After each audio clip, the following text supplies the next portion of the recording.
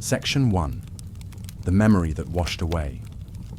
There is a silence beneath history, not the kind born of absence, but the kind enforced, imposed. A silence deeper than ignorance. A silence carved with intention, shaped like forgetting. We were taught that time moves forward, like a river from source to sea, always beginning, always progressing. But what if that's the lie? What if time doesn't flow, but returns? What if we are not standing at the edge of achievement, but in the echo of something lost? Not at the beginning, but long after the fall. Beneath the oldest cities we celebrate, beneath Memphis, Nineveh, there are layers untouched, unmapped, unwanted. Not because there is nothing there, but because something might be. Something older than writing, older than wheels and plows, older even than myth, yet strangely familiar. The ancients did not speak of beginnings.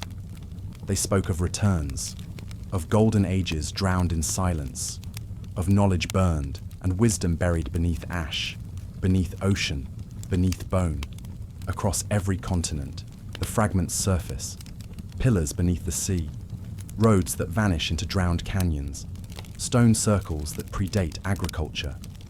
They do not match the story we were told. They are not errors. They are scars. We call them anomalies, outliers, coincidence, but there are too many, too aligned, too precise. From the Yonaguni Monument off the coast of Japan to the lost ruins near Cuba's western shelf, the sea holds memories we were never meant to revisit. Geometric walls, symmetric staircases, temples smoothed by millennia of tide. What civilization carves megaliths beneath the ocean floor, unless the ocean came later, unless the flood wasn't myth, but memory? Every culture remembers water, from the Book of Genesis to the Epic of Gilgamesh, from the Popol Vuh to the Dreamtime, songs of the Aboriginal people. A flood came, a great deluge. It didn't just cleanse the earth, it reset it.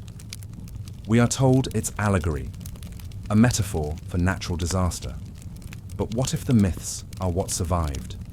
What if they were the only truth that could be carried forward, sung, not stored, etched into story so that something would remain even when the stones were swallowed?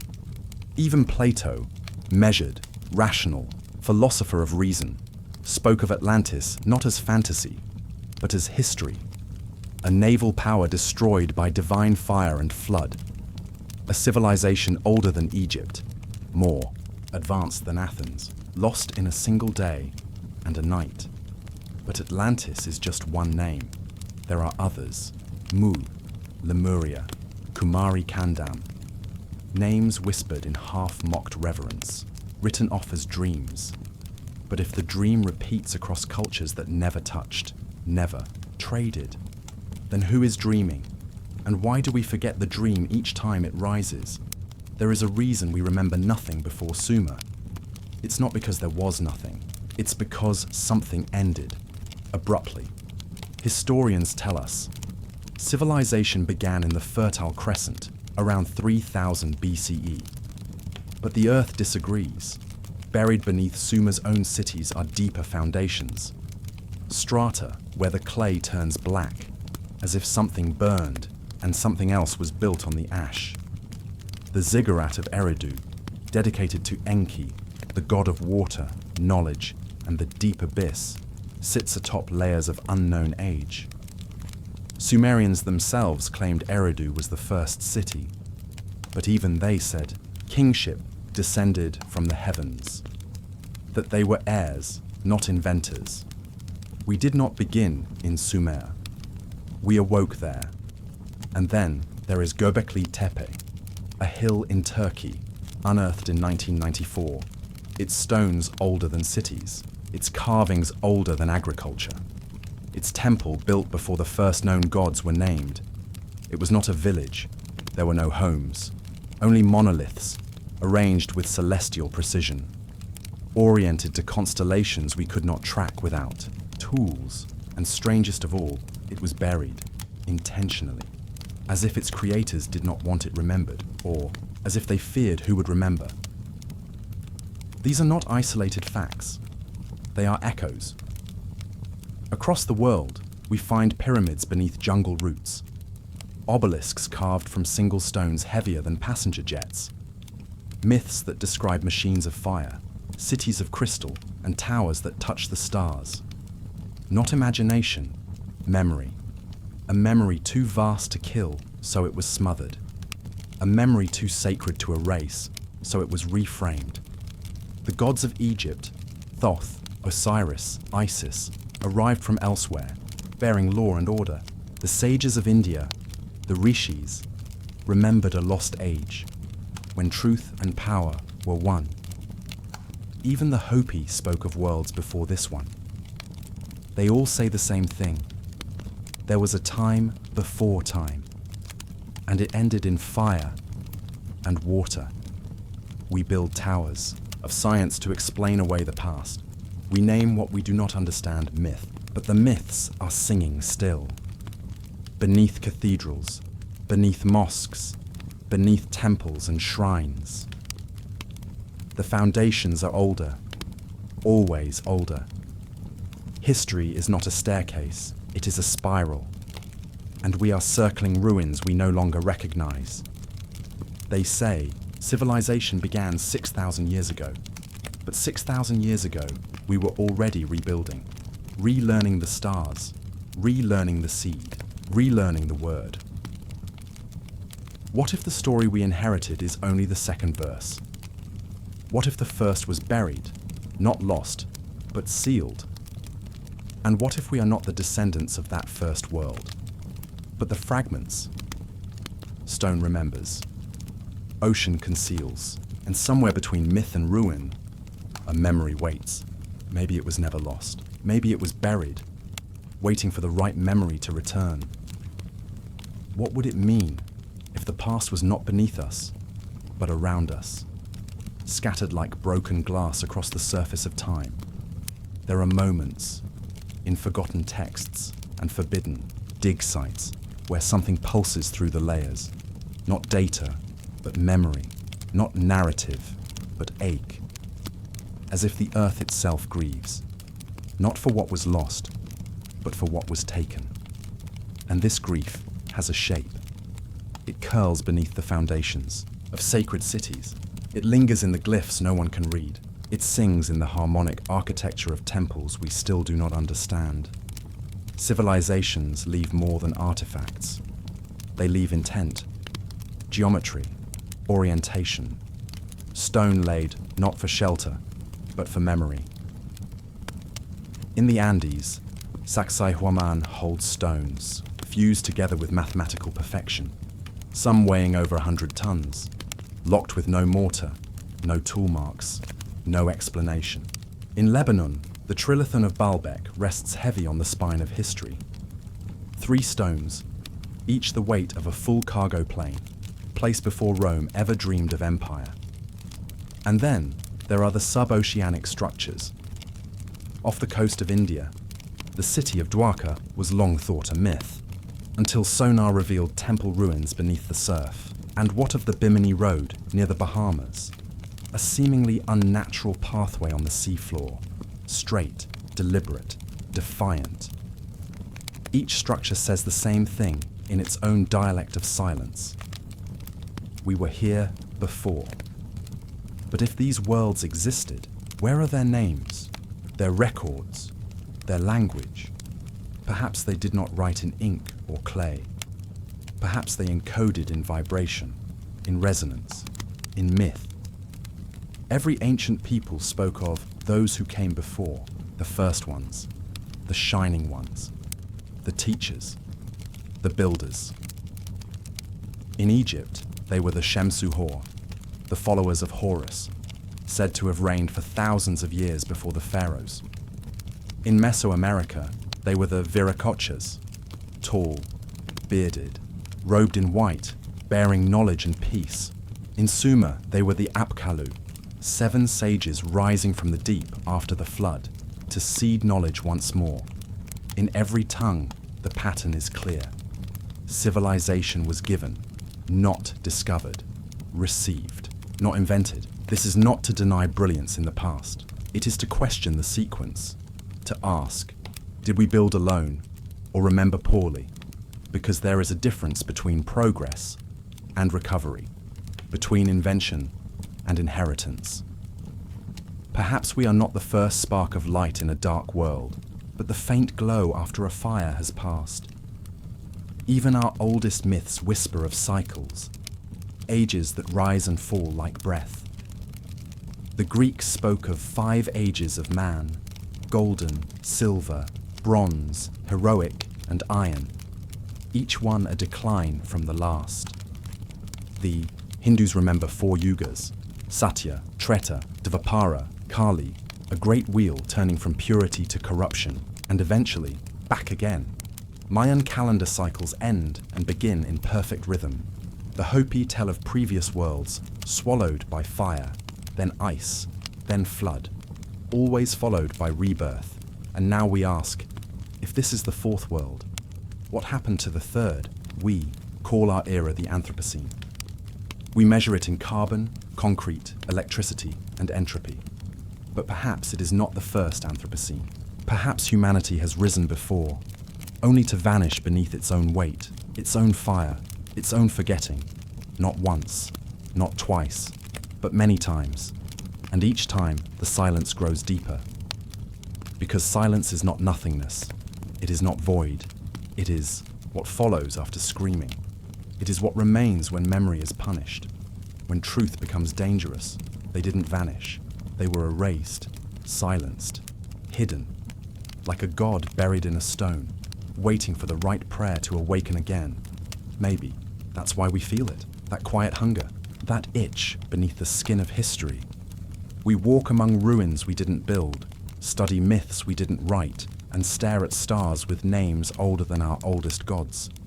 Something in us remembers, not in the mind, but in the marrow, a pull toward megaliths, toward forgotten temples, toward the ocean's edge, toward the silence, and so we begin again.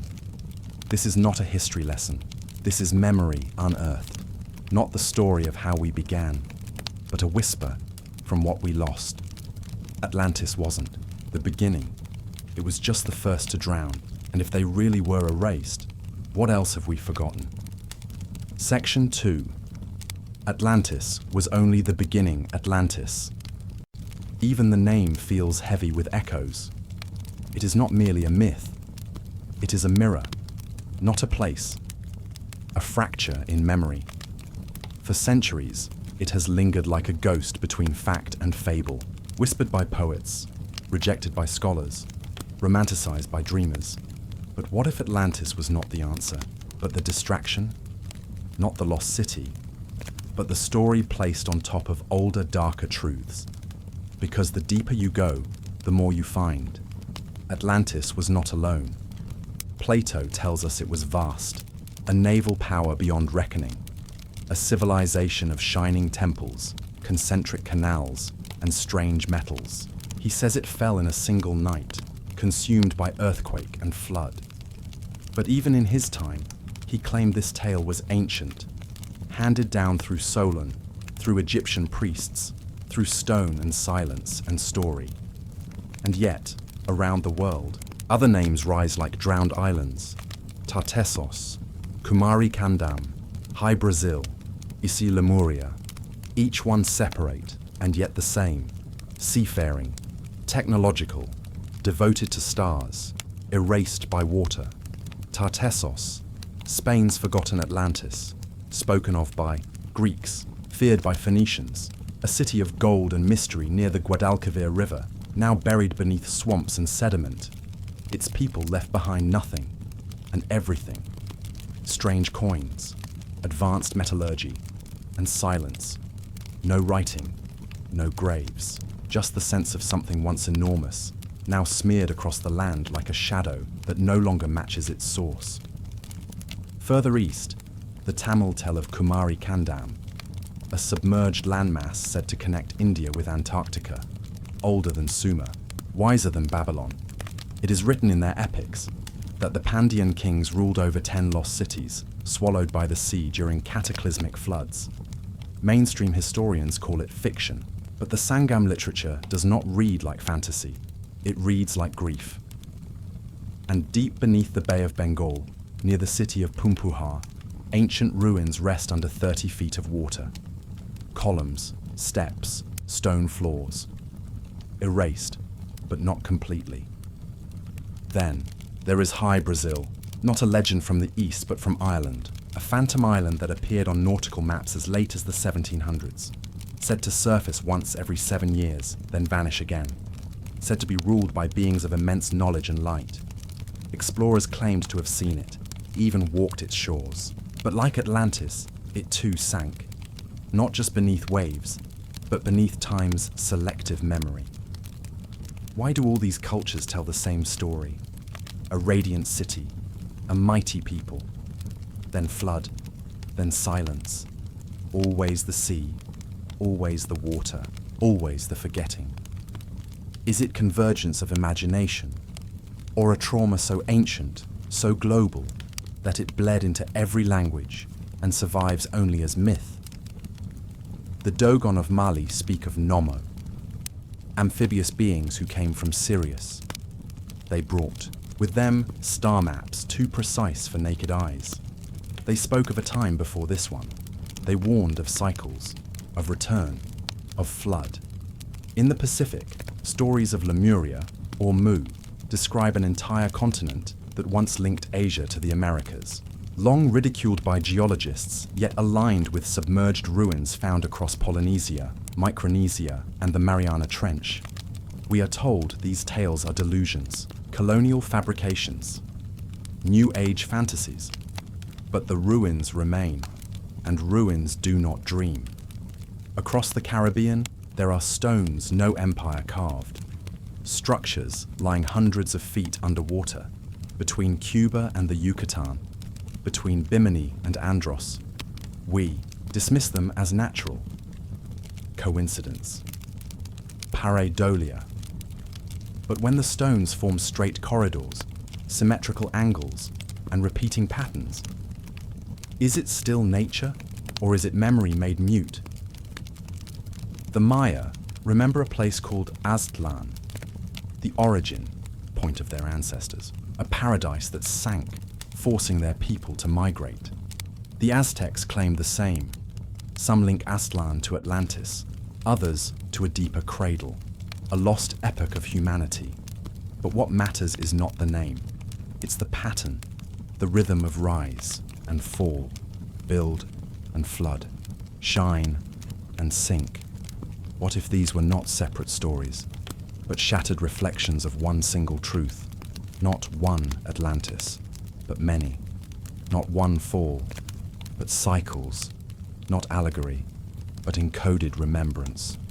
Because if we admit that Atlantis might have existed, we must then face that it was not alone, that the world before the flood was not primitive, not tribal, but interconnected, global, a network of radiant cultures, trading in symbols, not just spices, mapping stars, not just terrain, speaking through vibration, not just word.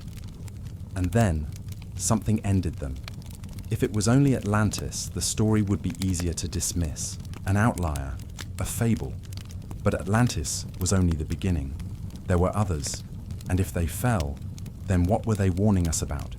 There are whispers buried in the stone, not just in the architecture of ruins, but in the orientation, the math, the stars they align to. From Easter Island to the Andes, from Angkor Wat to Teotihuacan, monuments speak the same language, a code of angles and light, of solstices, equinoxes, and stellar gates. How did cultures with no known contact build? Structures that mirror each other in celestial design. Why do so many face Orion? Why does Sirius always return? There was a language before alphabets, a geometry before script, a sacred alignment that spoke through structure, not sound. Perhaps Atlantis understood that. Perhaps it was not the first, but the last to remember. When Plato spoke of Atlantis, he was not inventing something new. He was recording a memory already ancient. The priests of Sais told Solon, Your people are but children. You have no old men among you. You remember one flood. We remember many. That sentence should echo through time like thunder. You remember one. We remember many, because flood is not just water. It is erasure. It is the washing of names, of knowledge, of lineage, and when the water recedes, only silence remains. What survives of Atlantis is not stone, but suspicion. Not ruins, but rhythm. A rhythm of civilizations rising in brilliance, then collapsing into myth. The Lemurians, the Atlanteans, the Tartessians, gone, but echoed. Forgotten, but not fully. Their bones lie beneath our cities. Their pulse hums in our cathedrals. Their sky maps etched into temple ceilings we cannot decode. What if this is not our first age of light? What if we are not the pinnacle, but the aftermath? Rebuilding from ashes we do not even know are there. And what if Atlantis, and all those like it, did not fall, but were brought down? What force erases not just cities, but memories of cities? What storm is powerful enough to sink knowledge into legend? Perhaps they left warnings, encoded in myth, encrypted in symbol. The flood stories, the god kings who wept for the earth, the star teachers who came, taught, and vanished, the temples buried, not destroyed, the maps carved in granite, not to be read, but remembered. They knew this would happen. They knew memory is not enough. Only resonance survives cataclysm. Only myth endures time's corrosion. Atlantis was never meant to be the focus. It was the flare, the one we were allowed to remember. So we would not look further. Because if we look further, we find the pattern. And once we see the pattern, we begin to ask, who wrote it? So now we stand in an age of forgetting, surrounded by clues too large to notice. Satellite images of buried grids in the Amazon, sunken temples off the coast of Japan, dolmens whose magnetic fields pulse with unseen intelligence. Every fragment calls to the others. Every myth mirrors the next. Atlantis is not a place. It is a symbol, a cipher, a single thread in a much older tapestry. And if we follow that thread, if we pull long enough and deep enough, what else might unravel? Maybe we are not chasing myths. Maybe the myths are chasing us, trying to be remembered before the next forgetting begins. And maybe, just maybe, Atlantis wasn't the beginning. It was the warning. Section 3. The city. Beneath the sand some ruins are buried by water, others by time, but the oldest are buried by silence. There is a desert so vast it seems eternal, a sea of dust, wind, and mirage. But it was not always this way. The Sahara, a name now synonymous with desolation, was once green, alive, a cradle, not a tomb.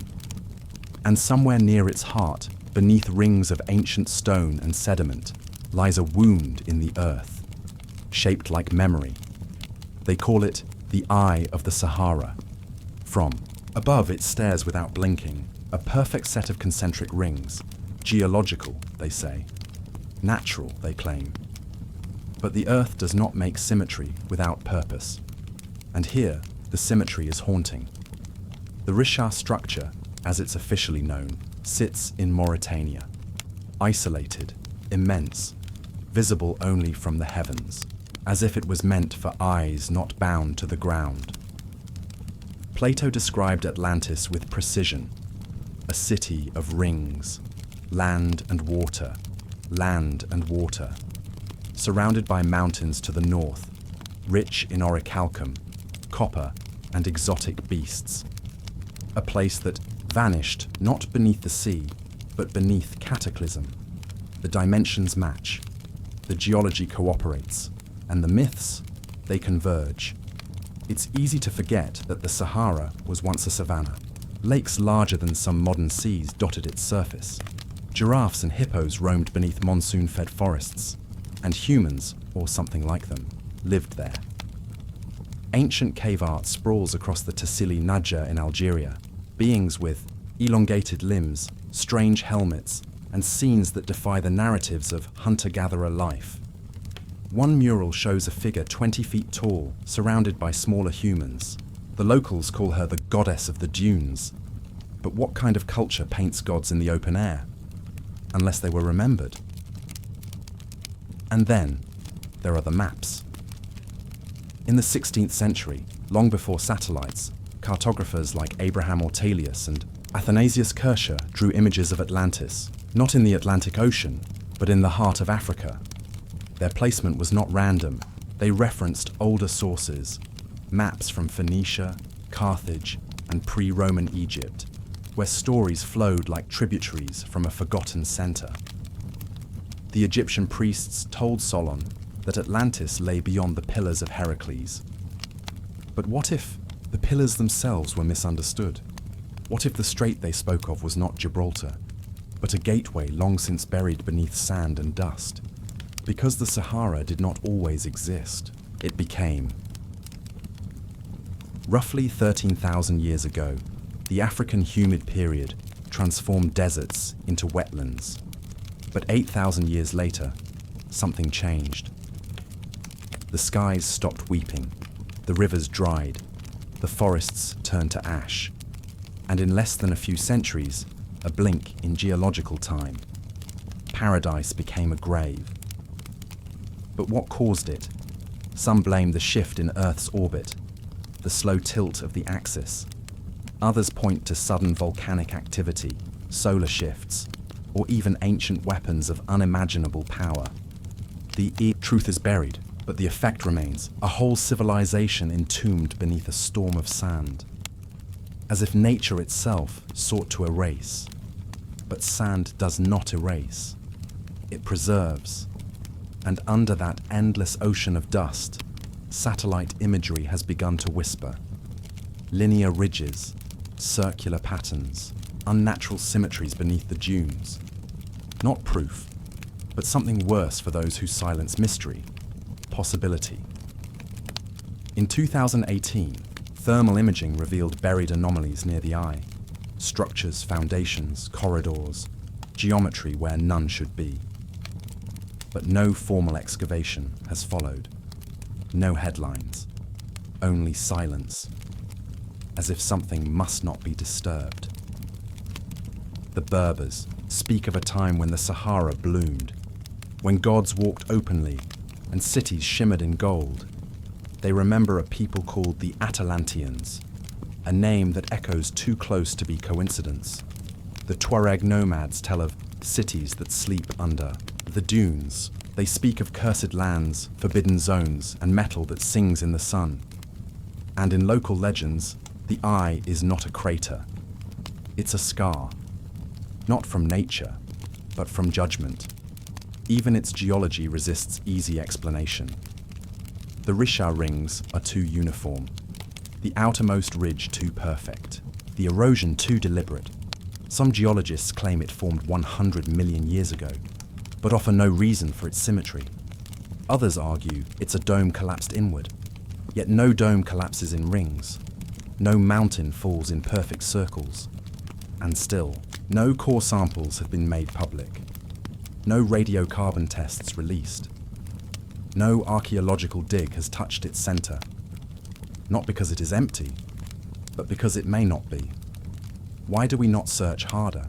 Why is a structure visible from space ignored on Earth? Why do scrolls, maps, and myths all point to this place, and yet no textbooks mention it? What is buried beneath the eye? And more importantly, who put it there? There is a pattern in this forgetting. When myths align with maps, we call it coincidence. When ruins defy explanation, we call it erosion. When evidence emerges, we bury it again. Atlantis, Aztlan, Lemuria, Kumari Kandam, the eye, each a fracture in the narrative, each a whisper from a deeper world. But sometimes, when the wind moves just right across the dunes, when the sun sets low and golden on the horizon, the eye seems to shimmer, not like stone, but like memory, a memory that wants to rise, that refuses to stay buried. Maybe the Sahara wasn't always a desert.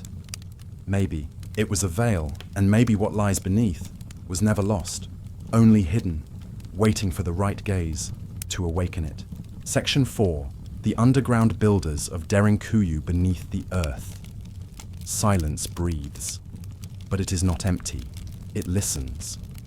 There is a place in central Turkey where stone does not rise, but falls, where the mountains are not shaped by wind, but by hands that cut downward, a city without sky, a civilization carved beneath the skin of the world.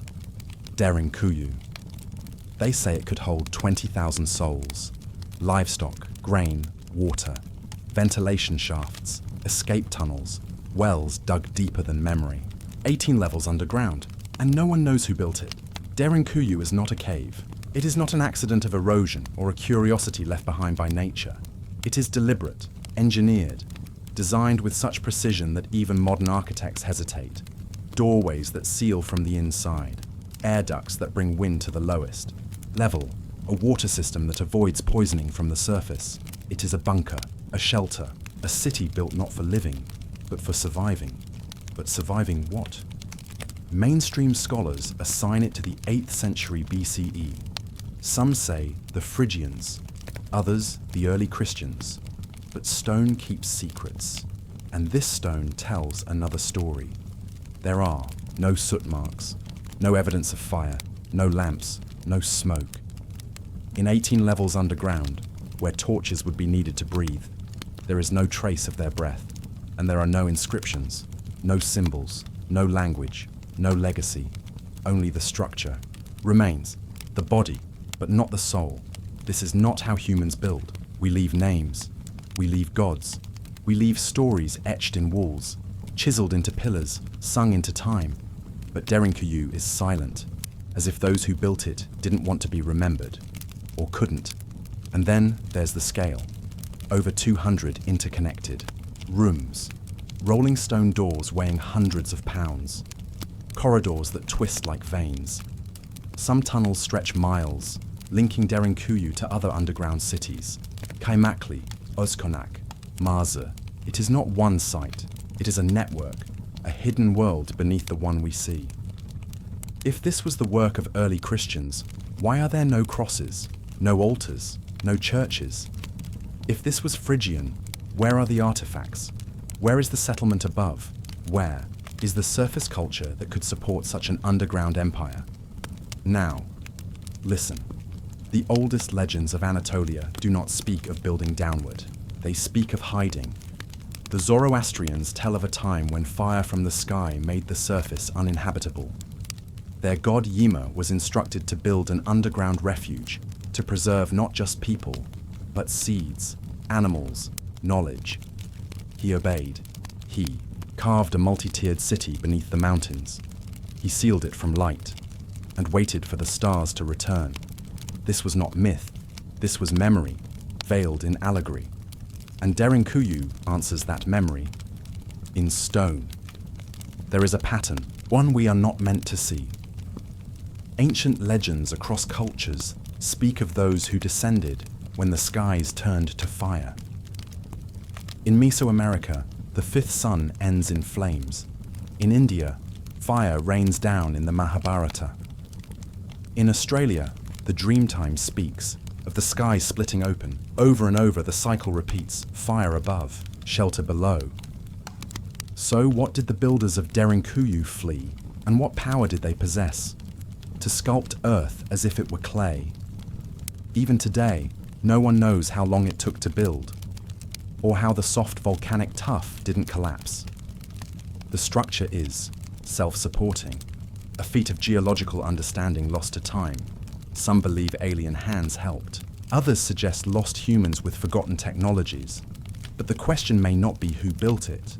It may be why they built it exactly here. Because this region, Cappadocia, is not random. It lies at the meeting point of tectonic plates. A region once shaken by fire, then covered in ash. A place shaped by catastrophe. Maybe they did not just hide from disaster. Maybe they anticipated it. What kind of memory must a people carry to spend lifetimes digging downward? What terror drove them deeper and deeper? Was it war, flood, a sky that rained stone, or something else? A knowledge that above-ground civilization was never safe for long. And here is the final silence. Derinkuyu was not discovered until 1963. A man renovating his home broke through a wall, and behind it, a tunnel. Then another. Then a staircase. Then an abyss. It had waited beneath his feet all along, as if memory itself can be forgotten, but not erased. There are many kinds of ruins. Some decay in the open, some drown beneath oceans, but others descend into the earth like veins, carrying the blood of another time. Derinkuyu does not speak, it does not answer, but it remains. A question in stone, a whisper beneath the world, a pattern repeating. Section 5. The flood that ended time did not begin. It broke, like glass beneath a tidal wave, shattered and scattered into 1,000 fragments, each retold as myth. We call it the flood.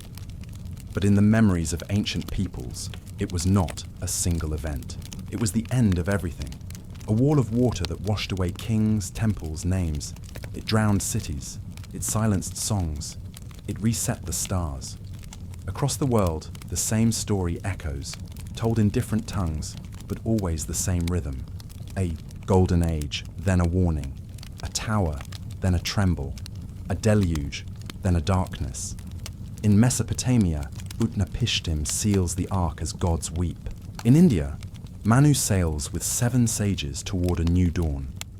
In Greece, Deucalion floats upon a chest, his world reduced to waves. In the Americas, the Hopi, the Maya, the Aztec, all whisper of rising waters, of fire followed by flood. Why do these myths align? How can civilizations that never touched remember the same ending? Geology answers in broken coastlines and buried forests. At the end of the last ice age, something happened. Around 12,800 years ago, a sudden freeze descended. The Younger, Dryas. It came like a whisper, then a scream. Temperatures plummeted, glaciers surged, then a violent warming. Something struck, something melted the world. The Younger Dryas impact hypothesis suggests a comet or fragments impacted North America, shattering the Laurentide ice sheet, sending freshwater floods across continents, igniting wildfires seen in sediment cores, and black mats of carbon ash. The Clovis culture, gone. Megafauna, vanished. A species-wide amnesia begins. Was this the real Atlantis moment? Not a fable, but a fracture in Earth's memory. Sea levels rose, not over centuries, over decades. Coastlines drowned. Islands disappeared. Entire landmasses erased. Doggerland, the land bridge between Britain and Europe, submerged. The Sunda Shelf, once home to ancient Southeast Asia, gone. The Beringia Corridor, buried beneath waves. And in these waters, sunken ruins. Off the coast of India lies Dwarka, a city submerged beneath the Arabian Sea. Stone roads, walls, steps, too regular to be nature. In the Gulf of Cambay, sonar revealed grid-like patterns, structures miles long, artifacts carbon dated to 9,500 BCE, matching the mythic flood. Further east, off Yonaguni Island in Japan, monolithic terraces rise from the seafloor. They say it's geology, but the steps, the angles, they speak the language of hands. We were told sea levels rose slowly. We were taught the myth of gradualism, but what if that was to quiet the panic in our bones? What if the earth convulsed, violently, suddenly, as if reacting to something it couldn't bear, and in that moment, civilizations fell beneath the surf? Even Plato's tale of Atlantis, so often dismissed as allegory, places the flood precisely 9,000 years before Solon, which is to say, around 11,600 BCE. The very moment glaciers melted, the very moment sea levels surged, the very moment time was reset. Coincidence or remembrance? Göbekli Tepe, the world's oldest known temple, was buried in that era. Not eroded, not weathered, buried, intentionally. As if its builders knew the flood was coming, as if they sealed it like a time capsule for us. And on its stones, animals, long extinct, a vulture, a scorpion, a celestial map, a warning. What kind of civilization buries its own temple in the face of a coming sky? In South America, Lake Titicaca holds legends of flood gods and sunken temples beneath its sacred waters. In Egypt, the earliest kings whisper of Zep Tepi, the first time, a golden age before the Nile rose to devour. And in the stars, the procession of the equinoxes traces a celestial flood of its own, as if the heavens too remember the fall. Flood myths are not mistakes. They are not primitive guesses.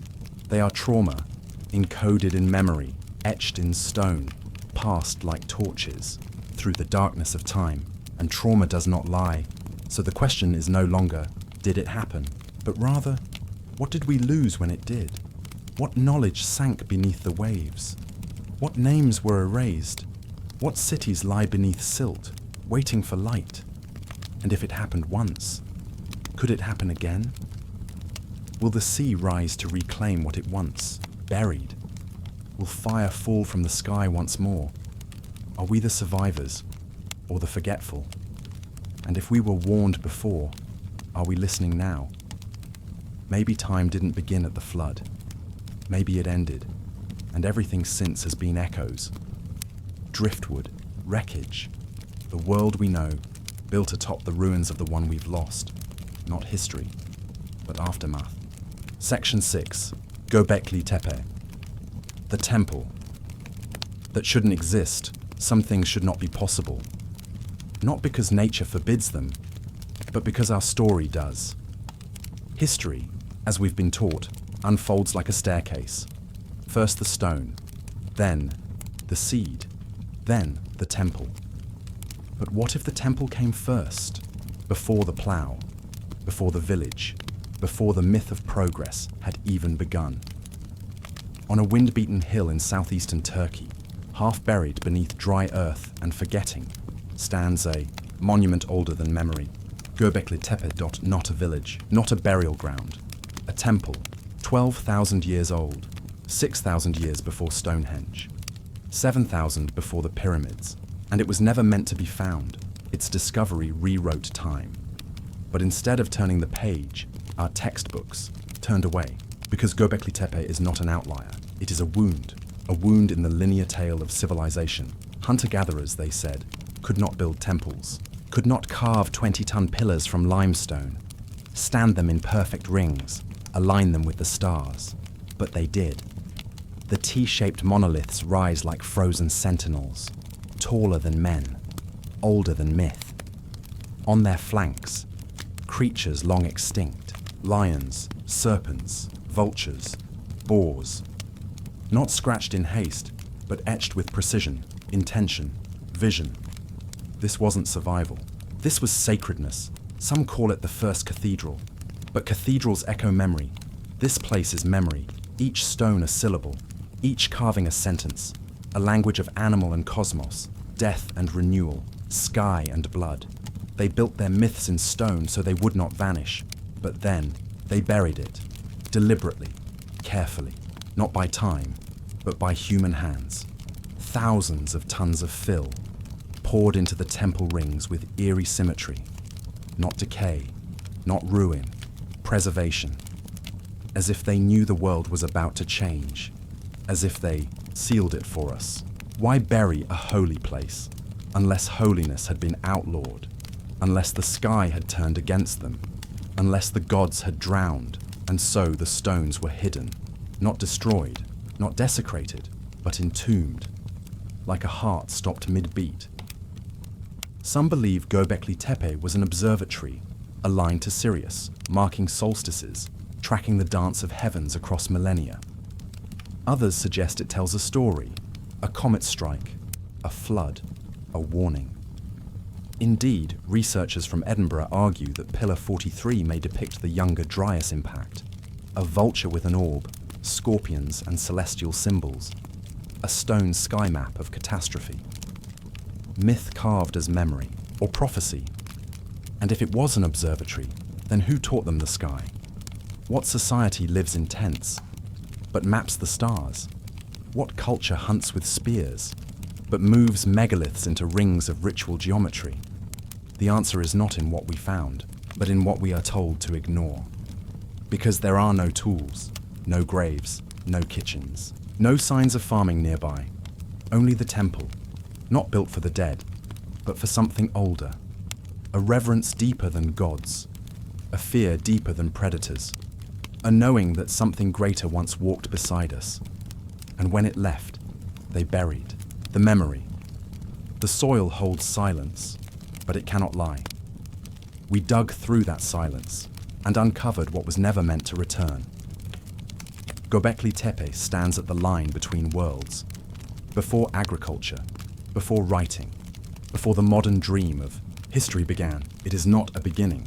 It is a remnant from a time we no longer understand. What if the builders of Göbekli Tepe weren't the first, but the last inheritors of something older, the last to remember, the last to build before forgetting became survival? We say they were hunter-gatherers, but maybe they were survivors, descendants of a flood, custodians of a fading memory. They did not evolve upward. They held on. And what of the carvings? The vulture holding a sphere, a soul, or a celestial body? The headless figure, sacrifice or transformation? The enclosure itself, a womb of stone? Again and again, the theme returns. Death, rebirth, the sky, the serpent, the flood, the same. Themes etched in every ancient site. As if all our myths are echoes of one myth, a myth that begins before time. We were not taught to look for temples without cities. We were told civilization comes in steps. But Göbekli Tepe is a spiral, a sacred loop pulled from the ashes of something lost. What if our ancestors didn't build it from scratch, but rebuilt it from fragments, from memory, from ruin, stone as scripture, burial as warning, silence as rebellion, and still it waits. Other rings lie beneath the earth, untouched, layers upon layers, older and older. It is a book whose chapters are still sealed, a sentence unfinished, a ritual paused mid-word. What were they trying to preserve, and who were they hiding it from? The temple shouldn't exist, and yet it does, which means something else doesn't, something we thought we knew, something we were taught to trust. Göbekli Tepe is not an anomaly, it is a correction, a stone in the shoe of linear history, a whisper against the roar of progress. Maybe this temple was never meant for gods. Maybe it was for us, the future, not to worship, but to remember.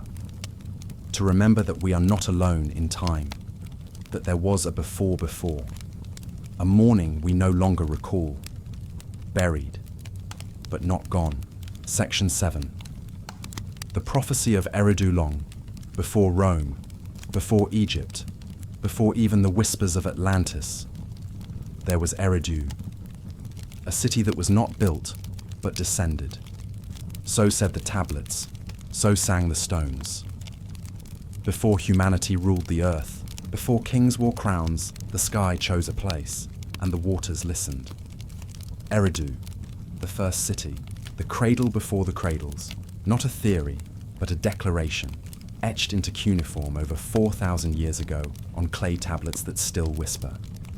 In Eridu, kingship descended from heaven, not evolved, not emerged, but descended. Divine transfer, a handoff from sky to soil. They called it the City of the Deep, built by the gods, anchored by temples, home to Enki, lord of the freshwater abyss, keeper of forbidden knowledge, architect of the undercurrents. From the abyss beneath the world, he rose, bringing wisdom, water, and warning. And beside him rose the Apkallu. The Apkallu, 7 sages, 7 beings, 7 echoes, described as part man, part fish. They came not before the flood, but after.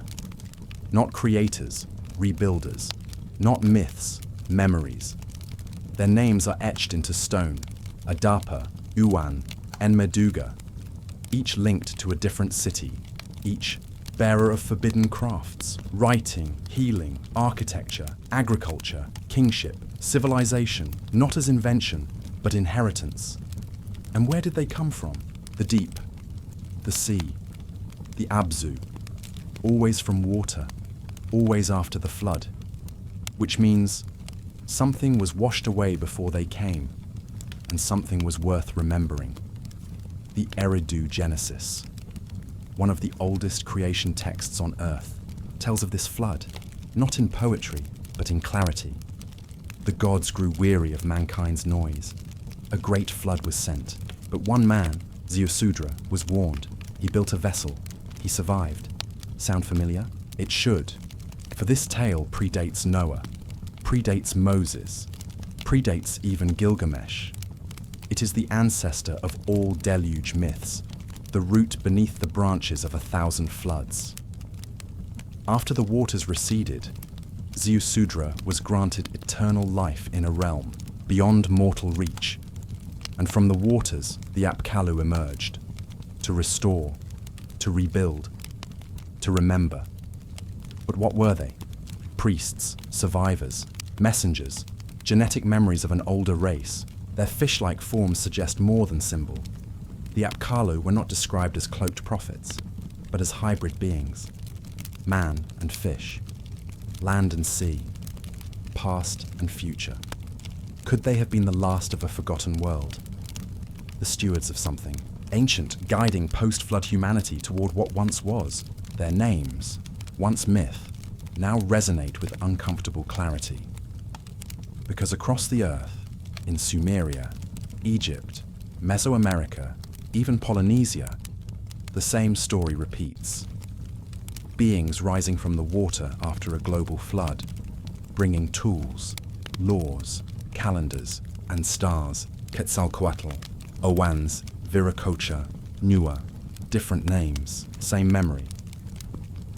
Mainstream scholars say the Apkallu are allegory, a way to dramatize knowledge. But allegories don't wear scales. They don't walk in sevens. They don't speak the same message on every continent. What if the Apkallu were not symbols of wisdom, but its guardians? 7 fragments of a lost world, preservers of pre-flood intelligence, not inventors, but reminders. And why 7? Why always 7? 7 sages, 7 days. 7 stars of the Pleiades, 7 layers of the underworld, 7 notes in the scale, 7 chakras in the spine. 7, the number of completion, of sacred cycle, of cosmic balance. The Apkallu were not random. They were ritual, a pattern, a code, a memory carved into myth so we would not forget what forgetting costs. The first of them, Adapa, was said to have defied the gods. He broke the wind. He refused the food of eternal life. He chose truth over immortality. And for this, he became the prototype of man, not Adam, Adapa, not Eden, Eridu, not a rib, but a flood. And in this shadow, we glimpse a chilling possibility, that Genesis did not begin in the garden, but in the ruins. And if Eridu was the first city, what was before it? What shattered? What drowned? What made the Apkallu necessary? Because the Sumerians never claimed to be the first. They said kingship descended, civilization descended. The word me, used to describe divine decrees and technologies, was something the gods possessed and passed down, not something man discovered, not something man earned, but something lost and returned. Even Eridu itself, long thought to be mythical, was uncovered in the desert sands. its temple layers revealing over 18 distinct rebuildings, as if the city was not abandoned but reiterated, as if someone tried again and again to hold on to something just beyond the veil, and now its ziggurat lies in ruin, its gods forgotten, its tablets fragmented, but the prophecy remains, because the myth of Eridu isn't just about the past, it's about the pattern: flood, fall, rebirth. Wisdom returns, but not whole, always seven, always from the water, always bearing memory. We are living in one of those cycles now, and the question is not whether it happened. The question is, are we next? The Apkallu were said to vanish after their work was done, swallowed back into the waters, or buried beneath the temples, waiting. But what if they never left? What if the seventh never returned? What if there is still one more memory to awaken? Section 8. Blue Blood and Serpent Kings. There are stories etched deeper than stone, patterns older than writing, symbols that do not die, but slither through history, beneath flags, beneath blood, beneath crowns. The serpent, coiled around the tree, wound through the temples, etched into royal seals, feathered in the skies of gods. Why does it return? Why always the serpent? Across oceans and epochs, a single motif pulses through the arteries of myth, the divine hybrid, part sky, part soil, and at its core, serpent blood. In Sumer, they were the Anunnaki, those who from the heavens came down. In Egypt, the Uraeus serpent crowned pharaohs, a symbol not of danger, but of authority. In Mesoamerica, Quetzalcoatl, the feathered serpent, was not a monster, but a teacher, a creator, a civilizer. In India, Nagas guarded treasure and whispered to kings. In China, the dragon throne held heaven's mandate. From Andes to Indus, from Olmec to Akkad, the bloodline of rule was serpentine. But was this just art, just metaphor, or was something remembered?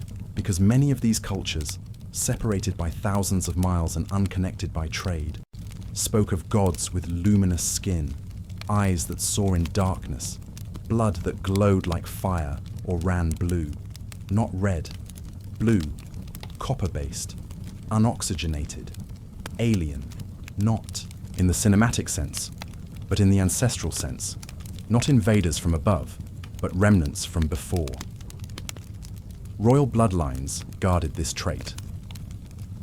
Hematologists studying Egyptian mummies have found blood anomalies, rare antigens, unmatched markers, unexpected resistances, mitochondrial signatures that defy local genetics, skulls with elongated cranial vaults, not from binding, but from birth.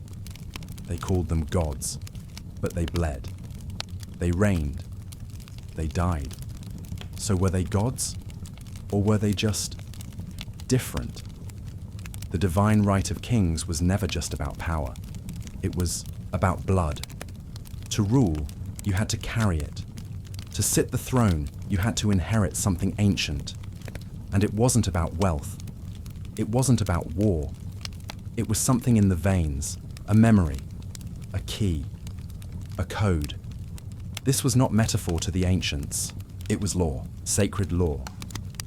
Sumer's earliest kings, those said to rule before the flood, lived for tens of thousands of years.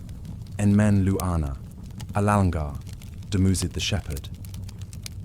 Were they mythical lifespans, or vestiges of a biology now extinct? Genesis echoes. The same pattern. Antediluvian patriarchs living for centuries. From Adam to Methuselah, age was not just wisdom, it was lineage. And after the flood, lifespans collapse, bloodlines thin, kingship fractures, as if the original stock was diluted, forgotten, or deliberately erased. In Mesoamerica, Quetzalcoatl was a serpent, but also a man. He brought calendars, mathematics, agriculture, and then vanished, sailing east, vowing to return. He was not worshipped as a beast, but honored as a light bearer. a luminous figure with pale skin, a beard, and eyes like stars. Aztec scribes described him as one who came from the land of the rising sun, a land now lost, perhaps drowned, perhaps erased. The Olmecs, long before the Maya, carved heads of beings with strange proportions, thick lips, sloped skulls, feline eyes. Their origin remains unknown, their writing system undeciphered, their cities abandoned, but their symbology, serpents, plumed crowns, fangs beside thrones, a sign not of fear, but of royal right. Serpent lore is not always sinister. It is protective, sacred, cosmic. In Hinduism, Shesha, the king of all Nagas, holds the universe upon his coils. Vishnu rests upon him between the death and rebirth of each world. In China, emperors wore robes emblazoned with five-clawed dragons. Only they could. Anyone else found wearing such robes was executed, because to claim the dragon was to claim the heavens. This wasn't costume, it was covenant. But serpents also divide. They whisper in gardens. They guard forbidden fruit. They carry both knowledge and the fall. Is that why the symbol was feared? Not for what it did, but for what it knew. Serpents shed their skin. They die and are reborn. They coil time around themselves like a loop, like a crown, like a memory. And blue blood? It is not fiction. In the animal kingdom, the horseshoe crab, the octopus, the cuttlefish, they all bleed blue. Their blood carries copper, not iron. And they predate man by hundreds of millions of years. They are not our ancestors, but they are our echoes. So when myths describe hybrids of man and serpent, or sky gods who bleed blue, are we looking forward or back?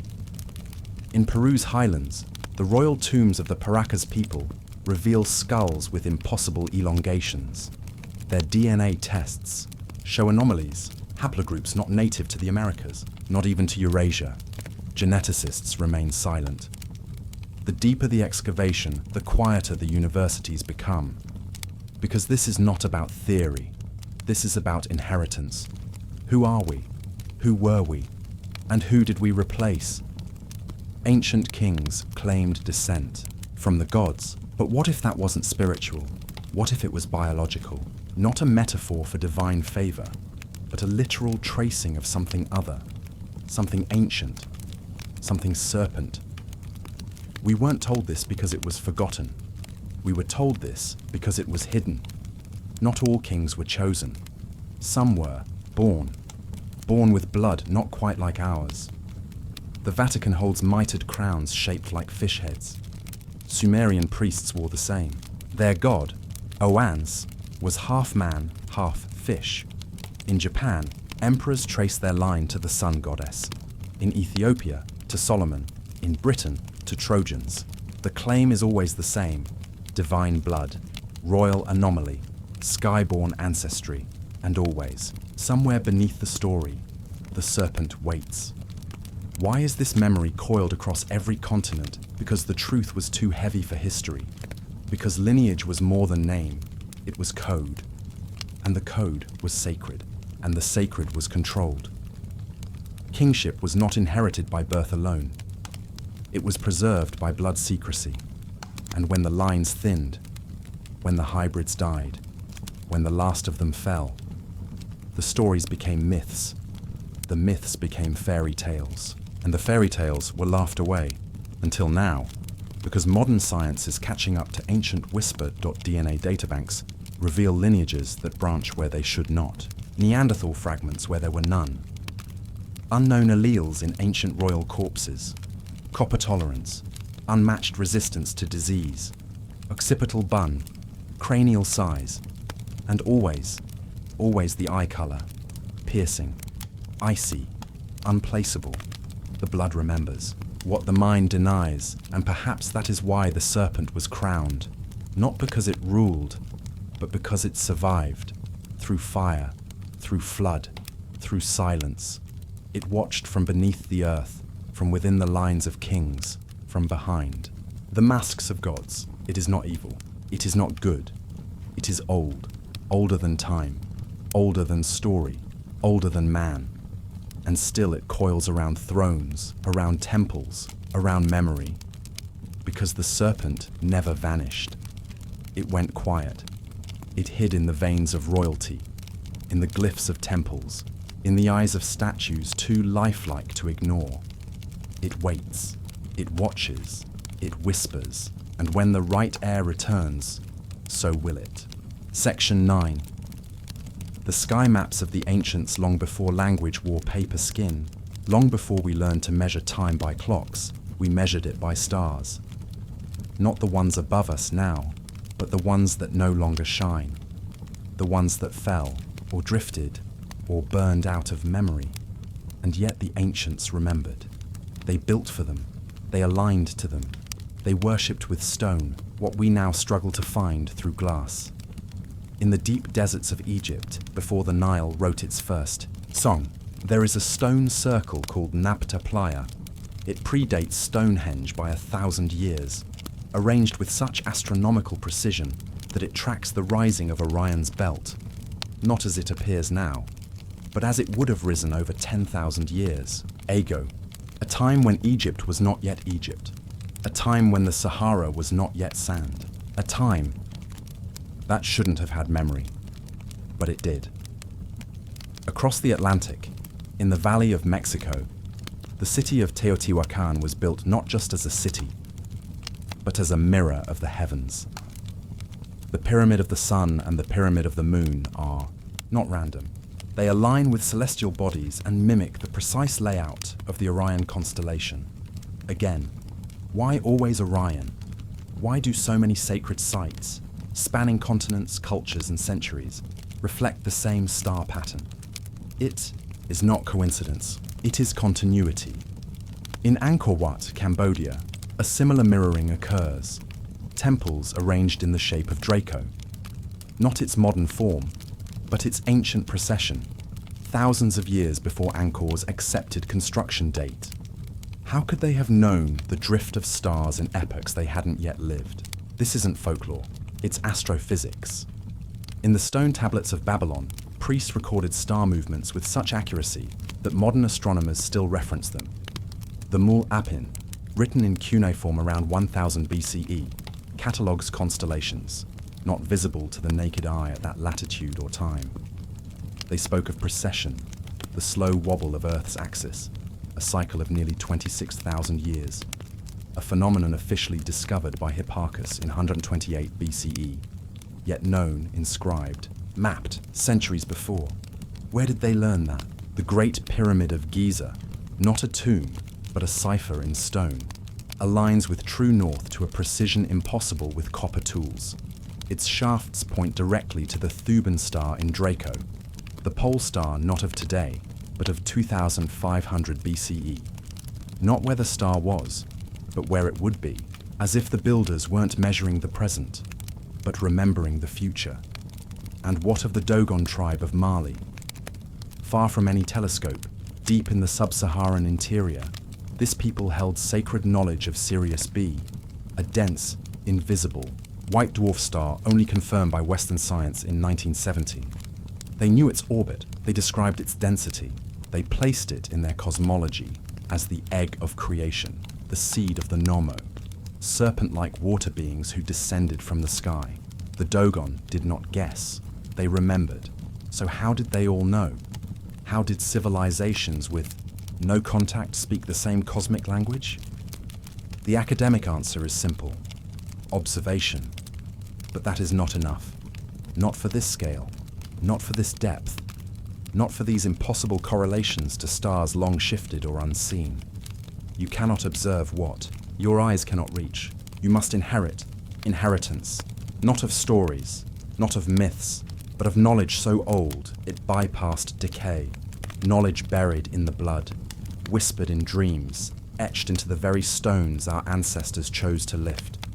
A sky map, not taught, but remembered, from a time before the flood, before the collapse, before the towers turned to dust. There are places where the earth meets the sky not in poetry, but in architecture. Machu Picchu, high in the Andes, was not built where it was convenient, but where the sun gate could frame the solstice dawn with surgical precision. Chaco Canyon, New Mexico, home to the sun dagger, where a spiral petroglyph captures the solstices and equinoxes with light and shadow. The entire cliff wall becomes a clock older than calendars. These are not myths, they are machines. But if the ancients were this precise, this aware, why are we told they were primitive? Why are their achievements framed as accidents? Their alignments dismissed as luck? Their knowledge attributed to stars they guessed at? Because if we admit they knew something we didn't, we have to ask where they learned it. And the answer leads somewhere forbidden. In Baalbek, Lebanon, massive stone blocks, some weighing over 800 tons, were laid with mathematical precision. The Temple of Jupiter was aligned to celestial markers now lost in modern calendars. The stones themselves vibrate with harmonic frequencies, as if tuned to something beyond Earth. Were these temples, or resonant instruments built, to echo the rhythms of stars? The Inca believed their kings were born from Viracocha, a sky deity who emerged from the waters and restructured the world after a great flood. Viracocha's temples too face the stars, not casually, but deliberately, as if calling home, or marking memory. This isn't just alignment, it's an echo, a cosmic reverberation repeating across centuries, across hemispheres. They weren't just building temples, they were recording something.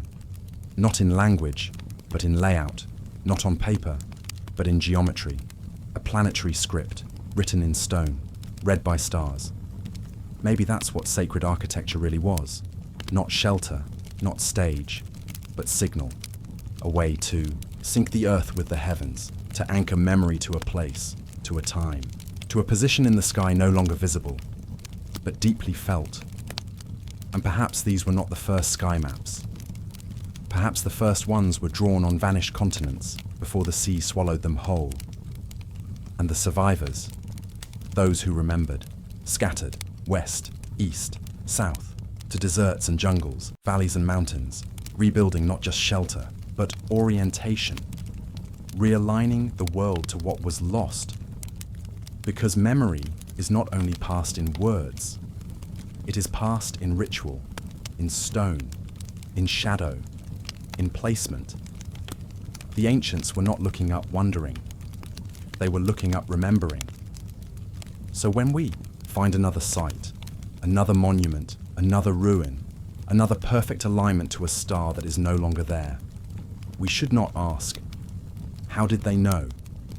We should ask, what were they trying not to forget? Section 10, stones that shouldn't exist. The stones do not lie, they do not blink, they do not bend for men in robes, nor yield to carbon clocks. They simply remain, mute witnesses to a time the earth itself no longer speaks of. Across the ancient world, where silence is deepest and wind speaks in tongues, there rise monuments of stone so vast, so precise, they fracture the story we've been told. This is not the work of hammer and chisel. This is not the slow crawl of primitive minds. This is something else. A memory fossilized in limestone, in andesite, in impossibility itself. Start in Baalbek, in what is now Lebanon, high on a plateau. Overlooking the Bekaa Valley, there lies a foundation so enormous it strains not only modern engineering, but reason. The trilithon, 3 stones, each weighing over 800 tons, cut with angles that kiss perfection, stacked as though by the hand of a god. No crane on earth today could lift them, no quarry nearby could have shaped them. And yet, there they sit, unmoved for thousands of years, immune to earthquake and empire. Scholars say the Romans built upon this base, but even the might of Rome paled before the stones themselves, for the Romans never claimed to place them. They built atop the forgotten. They inherited, they repurposed, just as we do now. Southward, across the sea and through time, we descend into the Andes, to the citadel of Sacsayhuaman. There, walls undulate like frozen waves of stone, interlocking blocks so tightly that not even a blade of grass can slip between them. But this is not mortar and symmetry. These are stones of all shapes, some weighing 100 tons or more, carved like puzzle pieces, melted into one another, their faces smooth as glass, their corners round as if once soft. No chisel marks, no margins of error, only the whisper of heat, as if the rock had once flowed like water. And then there is Pumapunku, Bolivia's enigma. At nearly 13,000 feet above sea level, where oxygen thins and life retreats, lie blocks with perfect right angles, complex grooves, and magnetic anomalies that baffle modern instruments. Some are composed of diorite, a stone so hard it resists steel. How were they cut? Not just cut, but shaped into interlocking H-blocks, into patterns that echo circuit boards. Some show signs of vitrification, the surface melted and glassed as if exposed to sudden searing heat. We are told these cultures had no writing, no wheels, no cranes, but the stones say otherwise. The stones say they remembered something lost. What tool does not leave a mark? What force moves 800 tons without fracturing the edge? What memory bends stone as if it were clay? We are surrounded by stories, carved in impossible weight, and we dismiss them. We walk through these ruins with explanations too small to fit their scale. We say, aliens. We say, coincidence. We say, erosion. But the real answer might be more unsettling. What if we're looking at a language we once knew, but no longer speak? A technology not advanced, but ancestral.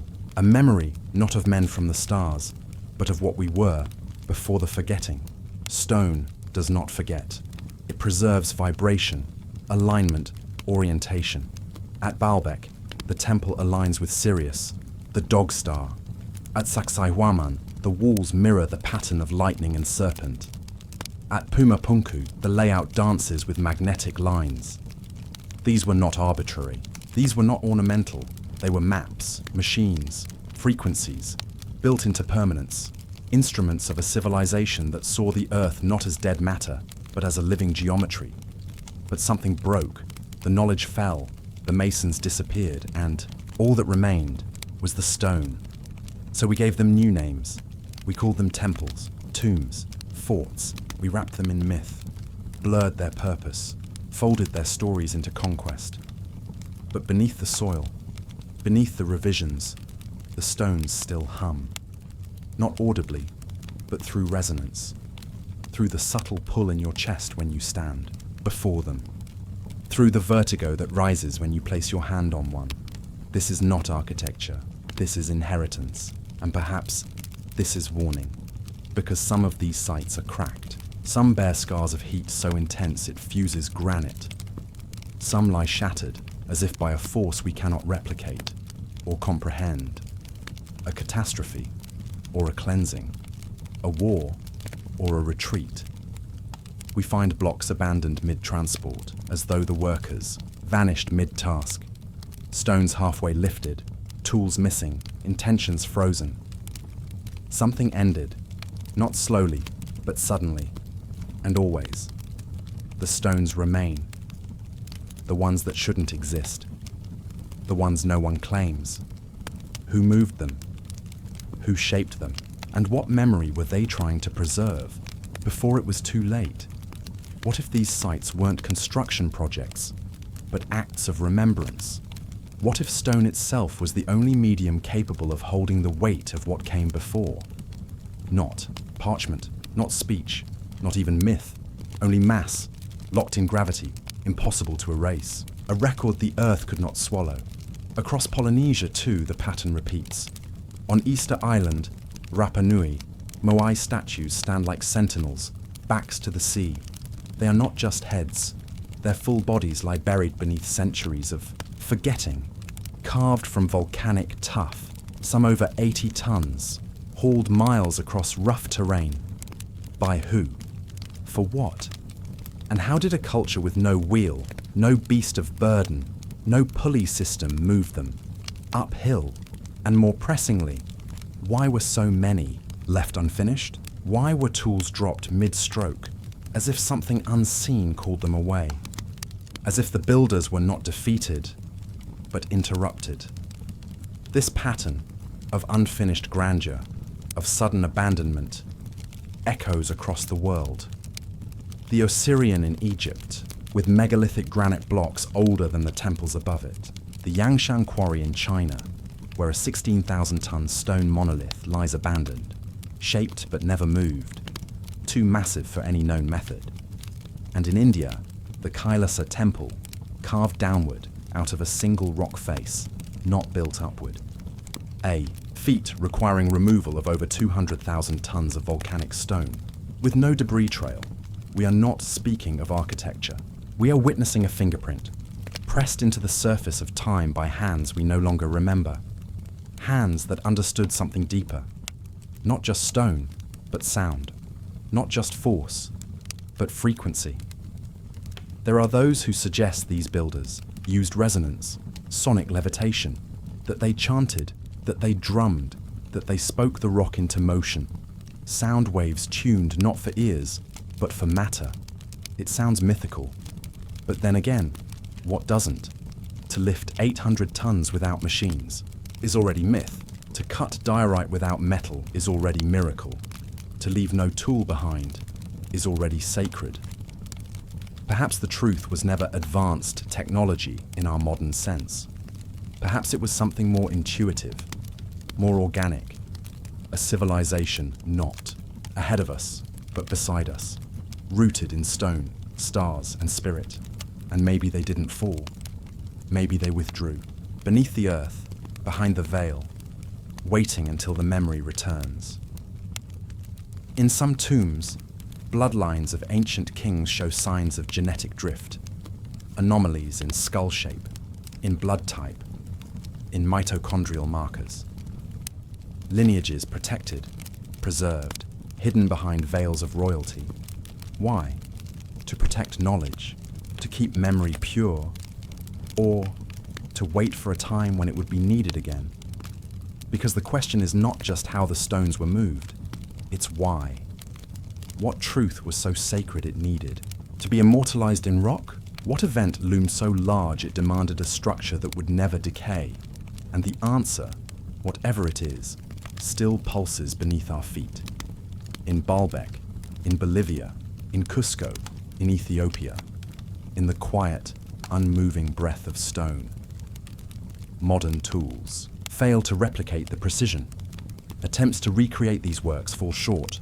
The machine sees, the lasers waver, our logic fails, and still, the stones stand. Some are magnetic, repelling the compass. Some ring like bells when struck. Some align with the heavens in ways we didn't even know were visible. What does that tell us? That these were not random efforts, but encoded temples of memory. Not homes for people, but homes for knowing. And the moment you stand before one, truly stand before it, you feel it. Not fear, not awe, but recognition, as if some part of you remembers.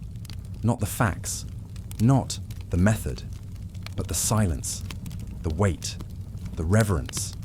They were not only built to last, they were built to remind of cycles, of floods, of fire from the sky and the rising of seas, of warnings ignored, of knowledge lost.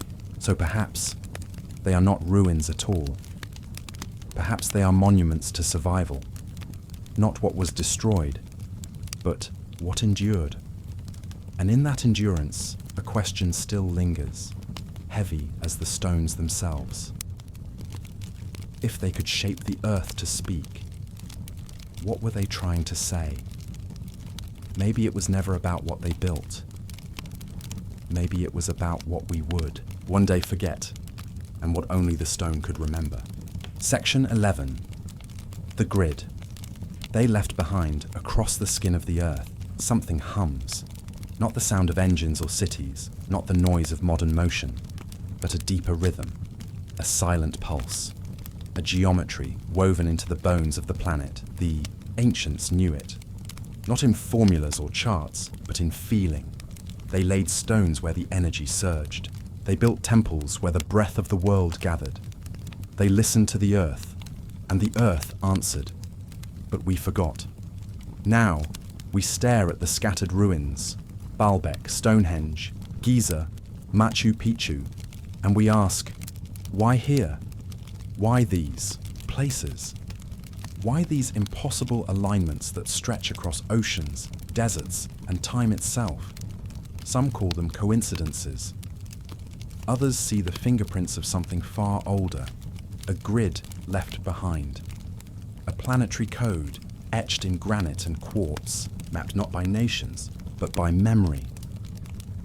From the jungles of Guatemala to the plains of Central Asia, megalithic sites whisper the same secret. They were not built in isolation. They are not random. They are nodes in a forgotten network. Trace a line from the pyramids of Giza to Easter Island. The path passes through the Andes, Angkor Wat, Mohenjo-Daro, too precise to dismiss, too vast to explain with coincidence alone. Overlay the map with sacred geometry, circles, triangles, golden ratios, and something emerges, a symmetry beneath the surface, a lattice of knowing, a sacred blueprint, ignored by modern eyes, but never erased. This is not New Age fantasy. Even NASA maps the gravitational anomalies of the Earth, places where magnetism behaves strangely. Ley lines, some call them, dragon lines, song lines. Names shift, but the truth lingers. Certain places sing, and the ancients, they listened. Why? Did the Druids build Stonehenge exactly where they did? Why did the builders of Teotihuacan align their city with Orion's belt, just like the pyramids of Egypt? Why does the temple complex at Angkor mirror the Draco constellation, not as it is, but as it appeared 12,000 years ago? Because this wasn't about local worship. It was planetary reverence, an Earth-scale architecture, shaped not by politics, but by pattern. Across continents, similar patterns emerge. 12-point geometry, octagonal city layouts, celestial alignments to solstices, equinoxes, and the galactic center. As if a single civilization, or perhaps a single knowledge, encoded itself everywhere at once, not through language, through design, through alignment, through stone. They weren't just building cities, they were building resonance chambers, anchors for something greater. Even the ancients said so. The Chinese spoke of the dragon veins, energy lines flowing beneath the mountains. The Aboriginal Australians sang their dreamtime stories along song lines, invisible paths that connect sacred places. And the Egyptians, they didn't just place pyramids for show, they placed them where the earth breathed. This grid, this energetic skeleton of the world, is not a fantasy. It is measurable. Magnetometers detect it. Birds migrate along it. Shamans dream along it. Modern power grids hum in imitation. Airports unknowingly mimic its junctions, and still, we deny it, because to accept it is to accept that we once knew something we can no longer explain. We say the ancients were primitive, but they aligned temples to Sirius before we had telescopes. They tracked precession over 26,000 years. When our history barely remembers 2000, they mapped the Earth, as if from above. From Nazca to Nan Madol, we find geometry without precedent, star maps etched in stone, mountains carved with perfect angles, structures built not for utility, but for memory, and memory is the key. These sites are not just locations, they are living coordinates, frequency anchors, timestamps, gates, not to places, but to alignments of consciousness. When the sun and stars return to certain angles, energy returns with them. The stones awaken. The grid hums. And if we listen, so do we. This is what we forgot. That Earth is not just a planet. It is a vessel, a resonator, a drum, played by the heavens. And the ancients, they didn't just observe. They orchestrated. They danced with the sky. They built with memory, not mortar. From Göbekli Tepe to the Hippogrium of Malta, The resonance of sacred sites defies logic. Tones that heal, chambers that amplify, frequencies that shift perception. Science tries to catch up, now studying cymatics, resonance, magnetic harmonics. But the ancients lived it.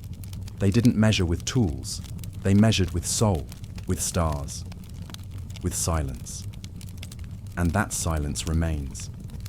In the perfect equator crossing alignments, in the golden ratios hidden in old blueprints, in the way that Earth's energy spirals, and how those spirals touch the temples we forgot.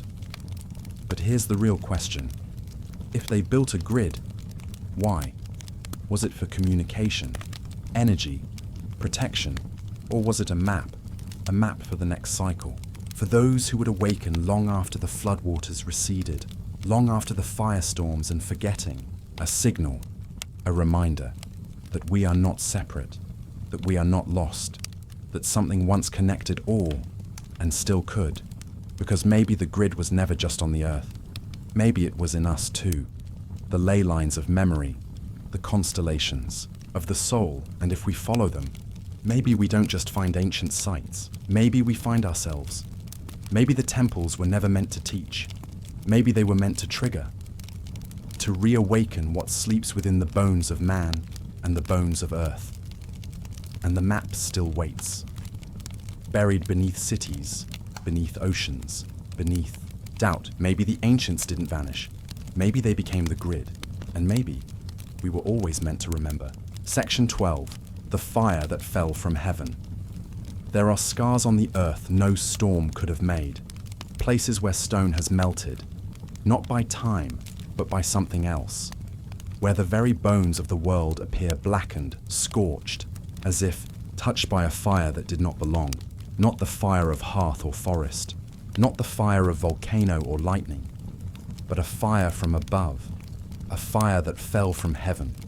Almost every ancient culture remembers it, a cataclysm not of water, but of flame, a moment when the sky turned red and the stars wept fire, when the air itself seemed to burn and the gods vanished into smoke. In India, the Mahabharata speaks of a weapon brighter than 1,000 suns, a blast that turned men to ash and left the earth poisoned. In the Hebrew scrolls, fire rains upon Sodom. In Hopi prophecy, the third world ends in firestorms. In Egypt, the eye of Ra becomes wrath incarnate, a celestial punishment from the heavens. The stories do not differ in spirit, only in language, only in metaphor, and scattered across the continents, the stone remembers. In the Scottish Highlands, atop lonely hills, vitrified forts still stand, their stones melted and fused as if by furnace. No kiln, no technology, no human fire known today could replicate it. Yet there it is, glassed stonework, not built, but burned.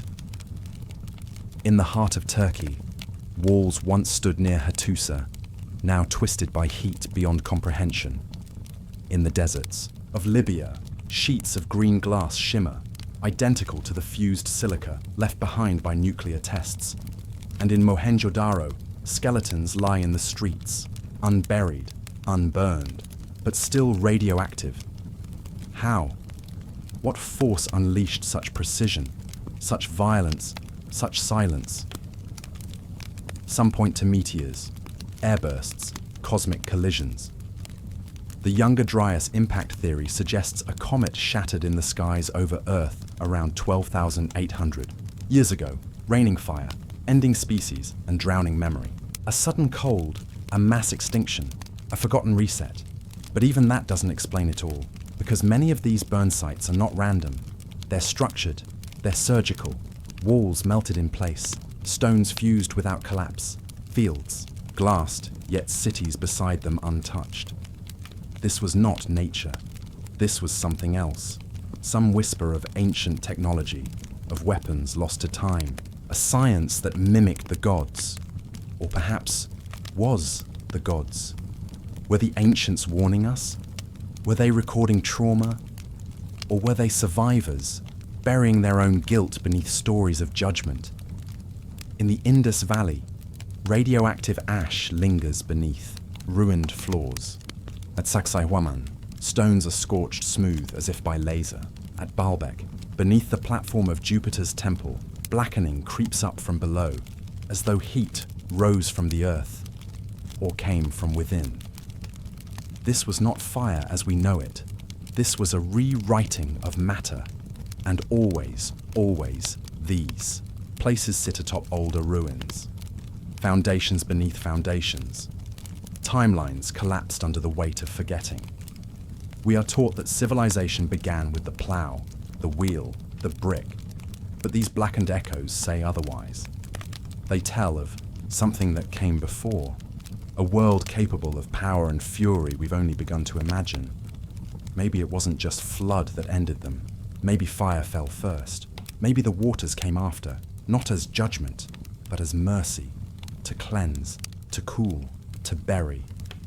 Across the Andes, the legends speak of Viracocha, the bearded one who survived the burning skies.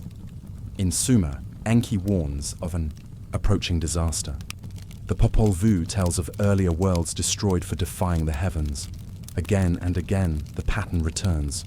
We rose too high and fell in flame. And buried in these myths is another thread, that the fire was not merely destruction, it was purification, a trial, a reset. The Hopi speak of the fourth world, our world, emerging from the ashes of the third, a world rebuilt, but trembling beneath the memory of fire. And perhaps we still tremble, for the fire has not gone. It lingers in our dreams, our warnings, our skies, in the weapons we now forge, in the power we do not understand, yet still chase. Could it be that what once was, now returns? That somewhere, locked deep within the planet's magnetic grid, beneath the temples and tombs, a forgotten science stirs, a code, a resonance, a memory. What if the ancients did not fall to fire? What if they became it? What if they ascended into the very stars they once mapped, leaving behind only the residue of their transformation? We find the shadows of their burning, but not their bodies. We find glass, but no war, radiation, but no reactors, crucibles of power, but no authors, and yet the pattern persists. Destruction, descent, silence.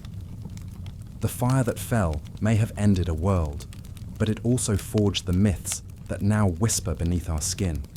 They tell us that knowledge is dangerous, that power is sacred, that forgetting is not the same as erasing, because even if the city's burned, the memory remains, etched into the mountains, whispered in the smoke, carried in the blood. And if the fire ever comes again, will we remember, or will we simply call it prophecy fulfilled? Maybe we were warned. Maybe the sky has always watched. Maybe we are not alone beneath the stars. And maybe, just maybe, the flame that once fell from heaven was not wrath. It was a key. There are sights we dare not speak of, ruins too hot for history to hold. In Central Asia, beneath the sands of Kazakhstan, lie the remnants of an ancient blast field, circular, scorched, and surrounded by vitrified soil. No signs of battle, no fortress, no reason, only a wound, an echo of precision, as if someone, or something, had drawn a circle, then erased everything inside it. And in Death Valley, strange fused rocks bear the signature of impossible heat. Geologists shrug. The data disagrees with the timeline, so the story is buried, not beneath soil, but beneath silence. Yet still, it flickers. Not all flame is fire.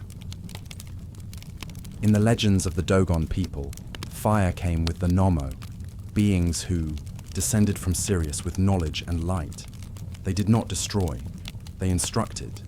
Their fire was not destruction, it was awakening, and perhaps therein lies the real mystery. What if the fire from heaven wasn't a weapon, but a beacon? What if it was not punishment, but passage? Look again at the blast zones. Notice the geometry, notice the alignment. Some are placed not randomly. but precisely along energetic lines. Ley lines, dragon lines, the invisible currents once known to the temple builders, the sky readers, the serpent sages.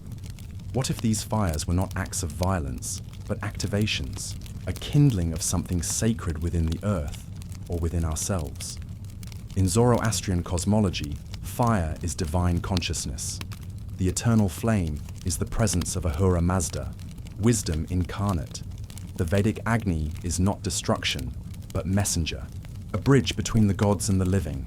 Even the Book of Enoch speaks of watchers who descended in flame and gave men forbidden knowledge of stars, of metal, of war. Not all fire wounds.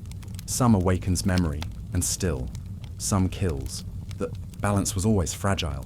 Perhaps that's why so many ancient texts speak of cycles, of resets, civilizations that rise and burn, but they never say why. What line was crossed? What threshold invoked the flame? Did we harness power not meant to be held? Did we forget our place beneath the sky? Or did we remember too much and try to become gods? We are told Prometheus stole fire from the heavens, not to destroy, but to enlighten. And for this, he was punished. So maybe this is the secret buried beneath blackened stone and glowing ruins, that we have always been reaching, and always been warned. Because fire is not evil, it is a mirror. It shows what we are, and what we become when our will exceeds our wisdom.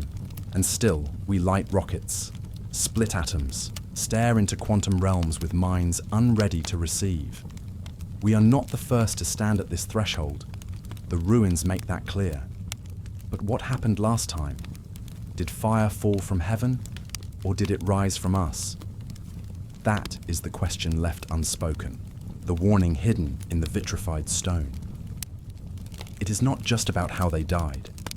It is about what they became in their final moment, when all their knowledge converged into heat, light, silence, and then nothing. No names, no survivors.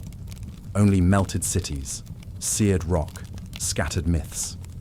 And yet, they built again. Across the world, after every fall, there comes a teacher, a serpent, a sage, a luminous being. Quetzalcoatl, Thoth, Enki, Viracocha, always the same, always descending after the fire. They restore, they rebuild, they reseed the story, but they do not erase the flame.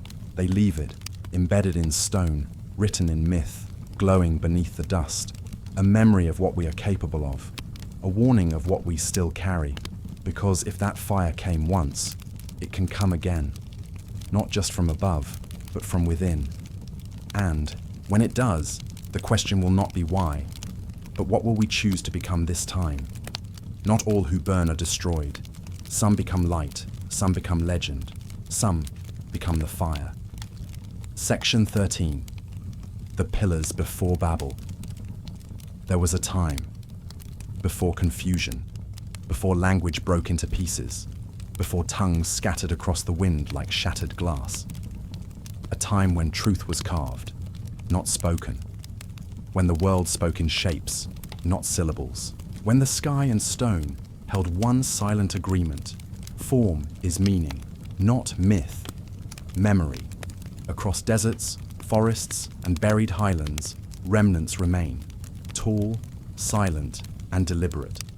Monoliths that speak in proportion, orientation, frequency. Messages, not written for the ear, but the soul. The ancients left pillars, not pages. Steles that face the stars. Columns that hum when struck. Blocks that vibrate with unknown resonance. They say at Babel, the languages fractured. But what came before? In the beginning, there were pillars of knowing. In Sumer, Enki, god of the deep, was said to have built 7 great tablets of destiny, etched in divine script. But before script, there was structure. The me, the principles of creation, were not written in clay. They were held in form, enshrined in matter, vibrations encoded in sacred geometry, towers, wheels, spirals. In Ancient Egypt, Djed pillars, sacred backbones of Osiris, were not metaphors. They were devices, resonant columns, anchors between heaven and earth. At Tartaria, in Romania, 3 small clay tablets were unearthed, dated to 5300 BCE. They bear signs, but not letters, symbols, curves, grids, older than Sumer, older than Egypt, a language no one alive can read, because it wasn't meant to be read. It was meant to resonate. And on the other side of the world, in Mesoamerica, we find stelae bearing symbols eerily similar. Spirals, hands, eyes. Even without a Rosetta Stone, they say the same thing. There was once a shared tongue, and it was not spoken. Stone was the page. Form was the sentence. Frequency was the voice. The myth of Babel warns us. Pride split the tongue. But perhaps it was not pride that shattered the code. Perhaps it was trauma. A fall, a flood, a fire, and in the aftermath, only fragments remained. So humanity invented new speech, clumsy, scattered, regional. But something inside remembered. Something beneath the noise still whispered the original code. At Göbekli Tepe, the oldest known temple complex, the T-shaped pillars stand like proto-letters, symbols carved in low relief. Animals, constellations, celestial motifs, not decorative, communicative. They face in precise alignments. North, solstice, Sirius. Even before agriculture, they knew the sky. How? Not by developing language, but by inheriting design. In the Andes, at Tiwanaku, the gateway of the sun displays a calendrical system encoded in stone. 21st century minds still struggle to parse it, but the stone remembers. In China, the Sangqingdui culture left behind jade objects shaped like eyes and trees. They did not explain them, because they did not need to. The meaning was felt. There was once a kind of pre-verbal literacy, not spoken, not scribbled, but embedded. Sound itself was part of this lost lexicon. In Malta, the hypogeum of Hal Saflieni was carved with chambers that resonate at precisely 110 Hz, a frequency known to affect brainwave states, inducing visions, emotional depth, and inner silence. It was not accidental, it was intentional. The chamber was the sentence, and in the megalithic ruins of Nabta Playa, older than Stonehenge, stone circles mimic Orion's belt. No chisel marks, no inscriptions, only placement, silence as language, alignment as grammar. What if the original tongue had no words?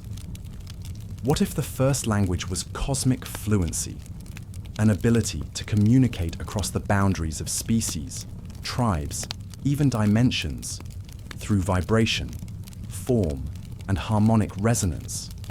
What if the gods didn't speak to man, but tuned them? The serpent staffs, the tuning rods, the harmonic chambers, they weren't religious artifacts. They were tools, interfaces. And when the great towers fell, it wasn't just architecture that was lost. It was meaning. It was syntax of the soul. So now, we live in a world of fragments, thousands of languages, millions of symbols, but no center. No shared axis, because the original was never meant to be multiplied, only remembered. Today, we rely on words, but words lie. They can be twisted, mistranslated, corrupted. Stone does not lie. Geometry does not mislead. Frequencies cannot be forged. And this is what was taken from us. The tower didn't fall because we were punished. It fell because we forgot how to listen. All around the world, the pillars still stand. Leaning, weathered, but whispering. They hum in the winds. They glow under moonlight. They sing when touched by the right voice. Not every language is lost. Some are simply waiting. And maybe, just maybe, the next step in human evolution isn't inventing new ways to speak, but remembering how we once resonated, how we once aligned with the earth, the sky, and each other.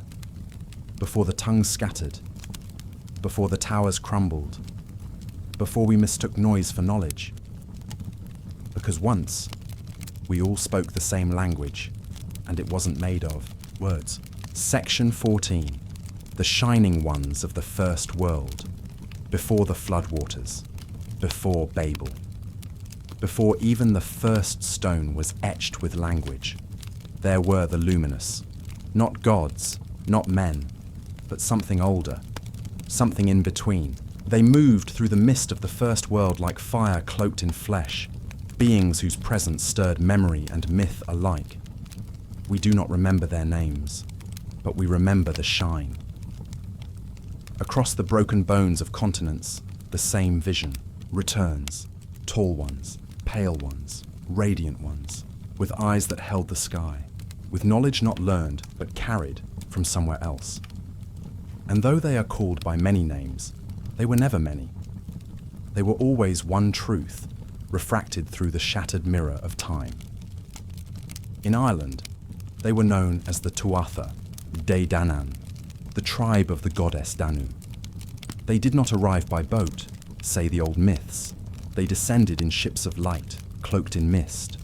From the skies they came, bearing 4 sacred objects: a stone that spoke truth, a sword that never lost, a spear that could not miss, and a cauldron that never emptied. They did not conquer the island, they enchanted it. Their touch lingered in the soil, the stones, the soul of the land. And when it was time to vanish, they did not die.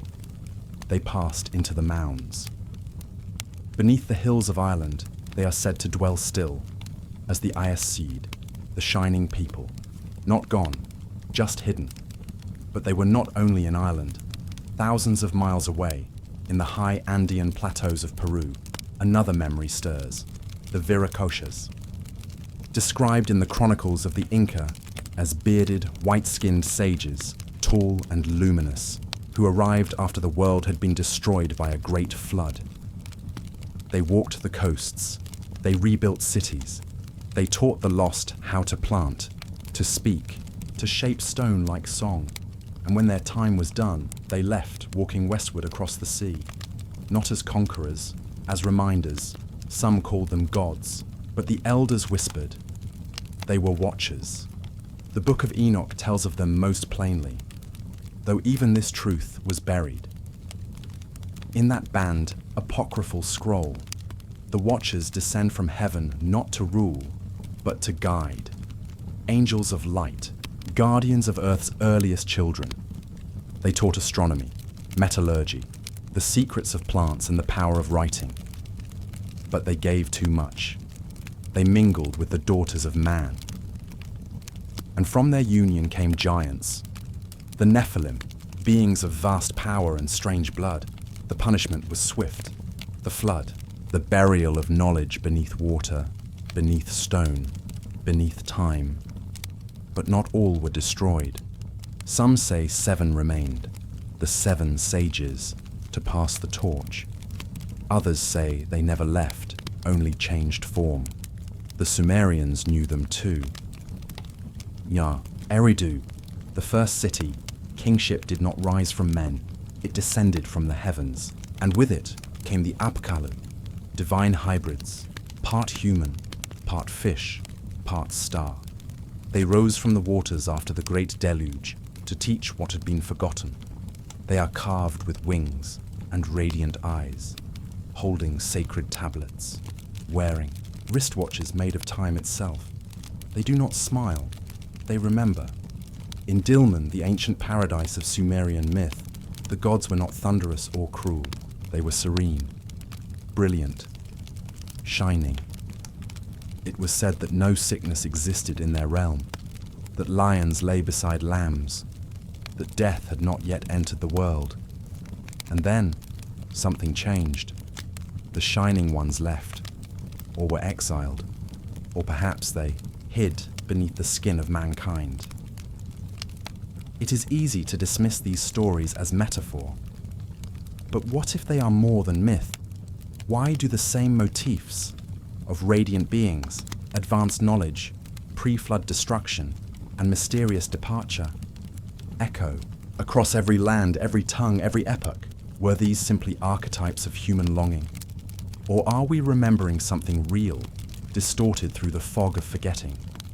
Even in modern accounts, the desert mystics, the tribal shamans, the visionaries who touch the edge of death, they speak of the shining ones, beings of light who dwell not above, but just beyond, waiting, watching, whispering.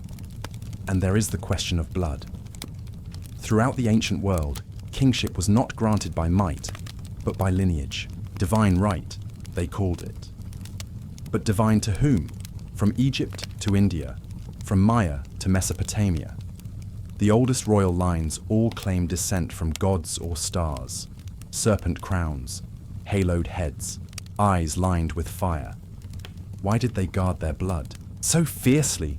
Why the obsession with purity, with inheritance, with keeping something intact? Even today, within certain mitochondrial strands, there are anomalies we cannot explain.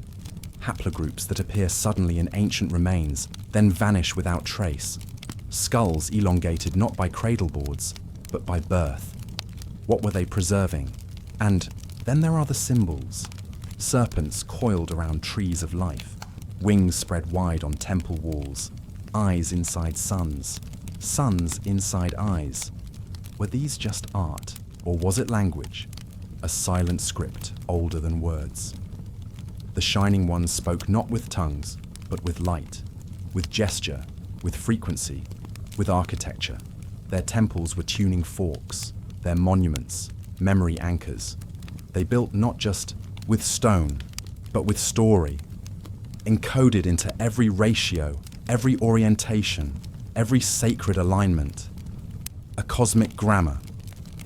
Some say they were extraterrestrial, others say they were us, from a forgotten age, a golden race that fell and tried to warn its reflection. But maybe the truth is stranger. Maybe they were neither human nor alien. Maybe they were bridges between dimensions, between epochs, between the seen and the unseen. Not beings of light, but light in the shape of being. Messengers, perhaps, or remnants. Why did they leave, or more hauntingly, why did we forget? Were they erased by the flood, by fire, or by design? There are whispers that the Shining Ones broke a law, that they gave too much too soon, and so their memory was shattered, their temples buried, their names cursed or disguised. But memory is not so easily silenced. It echoes in us still, in the stories that refuse to die, in the architectures that outlast language, in the blood that burns with questions no answer can satisfy. Perhaps they will return. Perhaps they never left. Perhaps they are what we become when we remember who we truly are. Maybe the Shining Ones were not here to lead. Maybe they were here to awaken. A light forgotten is not a light lost. It waits, quiet, buried, radiant, beneath the rubble of empires and the noise of history, waiting for the silence between stories, for the right soul, for the right moment, to rise. And when that moment comes, it will not arrive with thunder. It will come like dawn, soft, relentless, impossible to ignore. In ancient Persia, there were whispers of the Ahuras, beings of fire and moral light. In the earliest Vedic hymns, the Devas battle the shadows not with swords, but with order, sound, and flame. In Tibet, the Bonsages speak of sky travelers from a realm before memory, who taught the sacred breath and the geometry of vibration. They are never described as many, only luminous, only gone, but they never vanish completely. Every golden age begins with them. Every sudden leap in knowledge, every unexplainable structure, every myth that feels more like a memory, traces back to their fingerprints. They are the bridge between Atlantis and Eden, between Eridu and Enoch, between flood and fire, and what comes after.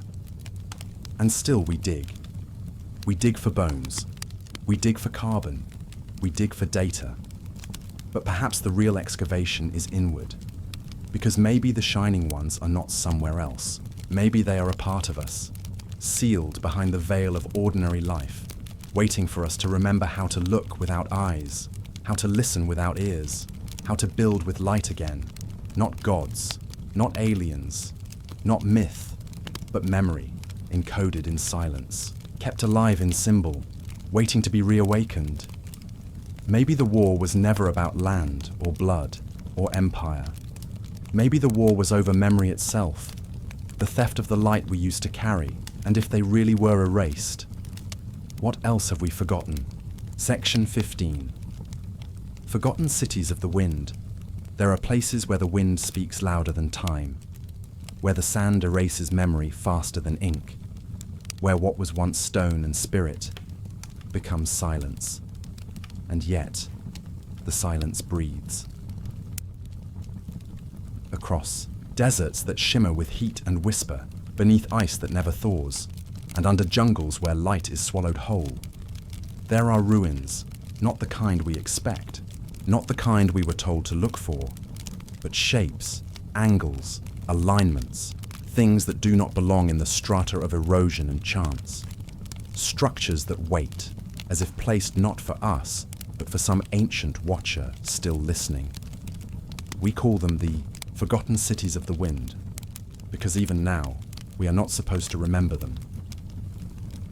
In the heart of the Gobi Desert, travelers once spoke of mirages, not of water, but of walls. Stone arches half buried in dunes, spiral staircases leading nowhere, and inscriptions so weathered they seemed written in air. The Chinese called it Lop Nur, the Sea of Death.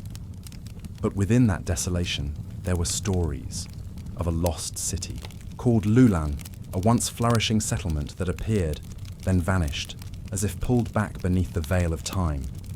But what the maps record is modest. What the soldiers reported is stranger. In the 1980s, satellite images revealed linear foundations, massive grids beneath the sand, aligned far too precisely, straight lines that could not be made by nature. Too large, too intentional. And when expeditions attempted to reach them, they vanished in storms. The locals say the desert moves to protect what sleeps beneath. Further west, in the Sahara, a place once lush, now dead, holds stories not of one city, but many. In 2010, radar scans beneath the sands of Mauritania revealed concentric circles near the eye of the Sahara, the Rishat structure. Geologists call it natural, but ancient texts call it something else. Atlantis. Not the Atlantis of ocean myths, but the first city to die in the wind.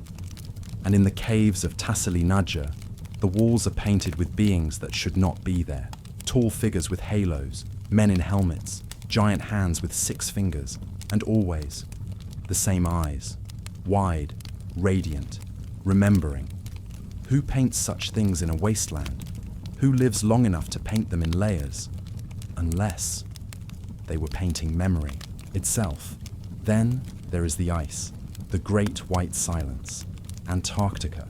Long before it was frozen, it was mapped. The Piri Reis map of 1513 shows a coastline, ice-free, matching today's modern scans beneath the glaciers. How could they have known? Unless they had remembered something we forgot. In 1947, Operation High Jump sent over 4,000 US military personnel to Antarctica. Officially, it was research. Unofficially, it was something else. A sudden retreat, rumors of conflict, and silence that lasted decades. But leaked documents and whispered memoirs speak of ruins, massive domes beneath the ice, tunnel systems, obsidian walls, metal that vibrated when touched. They said the machines had no seams. They said the symbols glowed. Some say the cities down there were not made by man, but by those who came before us, or those who fled before the flood. South of the equator, the jungles hold their own secrets. In the green abyss of the Amazon, local tribes tell of Z, a lost city built not by their ancestors, but by gods in white stone. Colonel Percy Fawcett vanished searching for it. He spoke of megalithic walls, geometry embedded into the land, and voices that led him deeper into the trees. In recent years, LiDAR scans pierced the canopy. What they found beneath was staggering. Grids, cities, roads, entire civilizations, erased not by conquest, but by silence. They didn't collapse. They were covered, and when the earth reclaims, it does so gently, not to destroy, but to protect, because some things aren't meant to be seen too soon. In the Tibetan highlands, near Mount Kailash, legends speak of Shambhala, a hidden kingdom untouched by time, where light is stored and the wisdom of stars is kept beneath stone. Locals do not speak of it casually. They say the path to it cannot be found by maps, only by those who remember it from before they were born.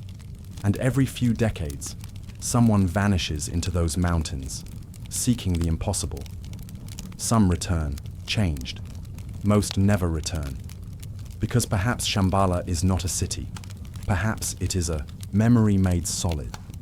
The last echo of something sacred, sealed in frost and myth. The pattern repeats.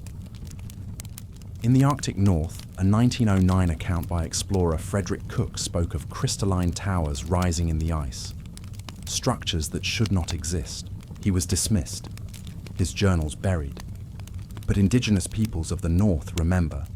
They speak of sky people who built palaces that sang, structures that glowed like fire under snow. In 2012, Russian scientists drilling Lake Vostok reported anomalies deep beneath the ice, pressure chambers, pulsing magnetism. Then the feed was cut. Some say what they touched wasn't just ancient, it was still awake. There are ruins in places where no man was supposed to walk, where no city should ever have risen. But they are there, just beneath the veil, beneath the sand, the snow, the vines, the sea. Not all cities were lost. Some were hidden, some were protected, and some were buried by choice. Because whatever they held, we were not yet ready to remember. Not until now. There is a strange reverence to abandonment. Not every ruin is a casualty. Some are offerings, left behind for a future that might one day look up and finally ask the right question. The ancients did not bury their cities to forget. They buried them so we could rediscover, piece by piece, layer by layer, like decoding a dream we once lived through but were forced to forget. In the highlands of Turkey, long before Göbekli Tepe was unearthed, locals spoke of a buried mountain, of gods, a mound that hummed in certain seasons, a place the animals avoided. They built their homes around it, but never on it. They said it was sacred. They didn't know why. When it was finally uncovered in the 1990s, what lay beneath was not a tomb, but a temple. And not just a temple, but a message carved in stone. Pillars older than writing, aligned with the stars, etched with animals, comets, and a knowledge we still don't understand. It wasn't a beginning. It was already remembering something older, a city built by those who survived a flood, or perhaps by those who returned from it. The site had been deliberately buried around 8000 BCE, covered, hidden, preserved, not by invaders, by its own creators. They didn't want it destroyed. They wanted it to be found, later, by us. And so the pattern tightens. In the Pacific, stories ripple across Polynesia of sunken kingdoms, Mu, Hiva, Lemuria. Legends speak of cities with towers that touched, the sea stars built of coral that sang like bells, of a flood that came not with rage, but with sorrow.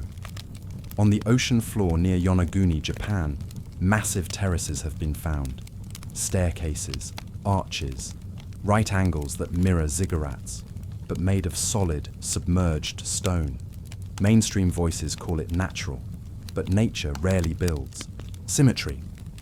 Nature does not care for 90 degrees, and divers who descend report more than sight. They speak of sensations, vibrations in the chest, feelings of being watched, like something is still living beneath the surface of time. These cities, if we can still call them that, don't follow our rules. They aren't arranged like empires. They don't form trade routes or economies. They form geometry, a sacred architecture, a planetary memory, a message encoded in stone, meant not to function, but to endure. Somewhere along the way, we began to believe the ancients were primitive, that because they used no steel, they had no soul, that because they lacked machines, they lacked meaning. But perhaps that's the great inversion. Perhaps they didn't lose technology. They left it behind because they understood something we don't. That power isn't what you can build, it's what you can remember. Beneath the jungles, beneath the ice, beneath the deserts, beneath the dust of forgotten dynasties, there are still doors, ruins we haven't uncovered, passages that haven't yet cracked open, libraries etched in basalt and echo. And the deeper we dig, the more we begin to feel. They weren't hiding from us. They were waiting for us, because the wind doesn't just erode. It carries things, stories, codes, cries, and the cities it once covered, they still speak, not in language, but in light, in alignment, in resonance, like stone tuned to memory. What kind of world leaves itself buried, just so its children might awaken from amnesia? What kind of beings decide that truth is too dangerous for an age unready to carry it? Maybe the forgotten cities of the wind weren't forgotten at all. Maybe they are remembering us, because every map drawn in sand, every storm that wipes it clean, every expedition lost to snow, heat, or vine, they are not accidents. They are signals, rhythms, tests, not to see what we can find, but to see if we are still listening, still worthy, still willing to kneel before dust and ask it what it used to be. They say history is written by the victors, but this history, it was written by the wind, by hands that shaped mountains, by silence that outlasted every lie. And if the wind remembers, so do we. Maybe we were never meant to build over them. Maybe we were meant to return to them. Some ruins are not lost. They are dreaming. And if these cities were hidden for a reason, what happens when we uncover what was never meant to be found? Section 16. Civilizations. Before the moon, there is a silence older than gravity, a stillness that remembers when the night sky was untouched, when the darkness had no eye, and the tides slept quietly beneath a different rhythm. Long before, we measured months, before werewolves and eclipses and silver myths, before men wrote poems to a glowing ghost. There are whispers, whispers that say the moon was not always there, not always watching, not always pulling, not always circling. Above, like a chained sentinel, the Zulu speak of a time before the moon, a time when the earth was different, the days shorter, the rains softer. The world, they say, belonged to the first people then, the Inhlanga, beings of tall stature and shining skin, who lived in peace beneath a sky of stars alone. Then came the moon, and with it came disruption. There, legend speaks of two brothers, Wawan and Mpanku, who brought the moon to earth. They were not of this world. They stole the orb from a far-off place, emptied its insides, and rolled it across the void like a great white drum. When the moon took its place in our sky, something shifted. Waters stirred. Blood rhythms changed. The great balance was unsettled. The Inca spoke in hushed tones of a time before the sky was broken. The Chibcha and Chumash have oral histories where the moon arrives violently. A cosmic guest, not a sibling. Even the ancient Greeks, through authors like Aristotle and Apollonius, refer to the Proselines, the people who lived before Selene, before the moon was born or visible. What are we remembering? Imagine it. A sky without a satellite, an earth unshackled from the moon's magnetism. No tidal pull, no 29.5-day lunar phases, no eclipses, no calendars carved in stone. Would civilizations have moved differently? Would time itself have flowed in another shape? Yet here's the disturbance.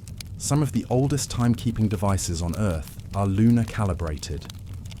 In the Blombos Cave of South Africa, ochre stones marked with rhythmic notches, possibly dating back 75,000 years, may represent lunar tracking. The Warren Field site in Omimansinol, Scotland, 10,000 years old, features 12 pits aligned to lunar phases, marking what appears to be the oldest known lunar calendar.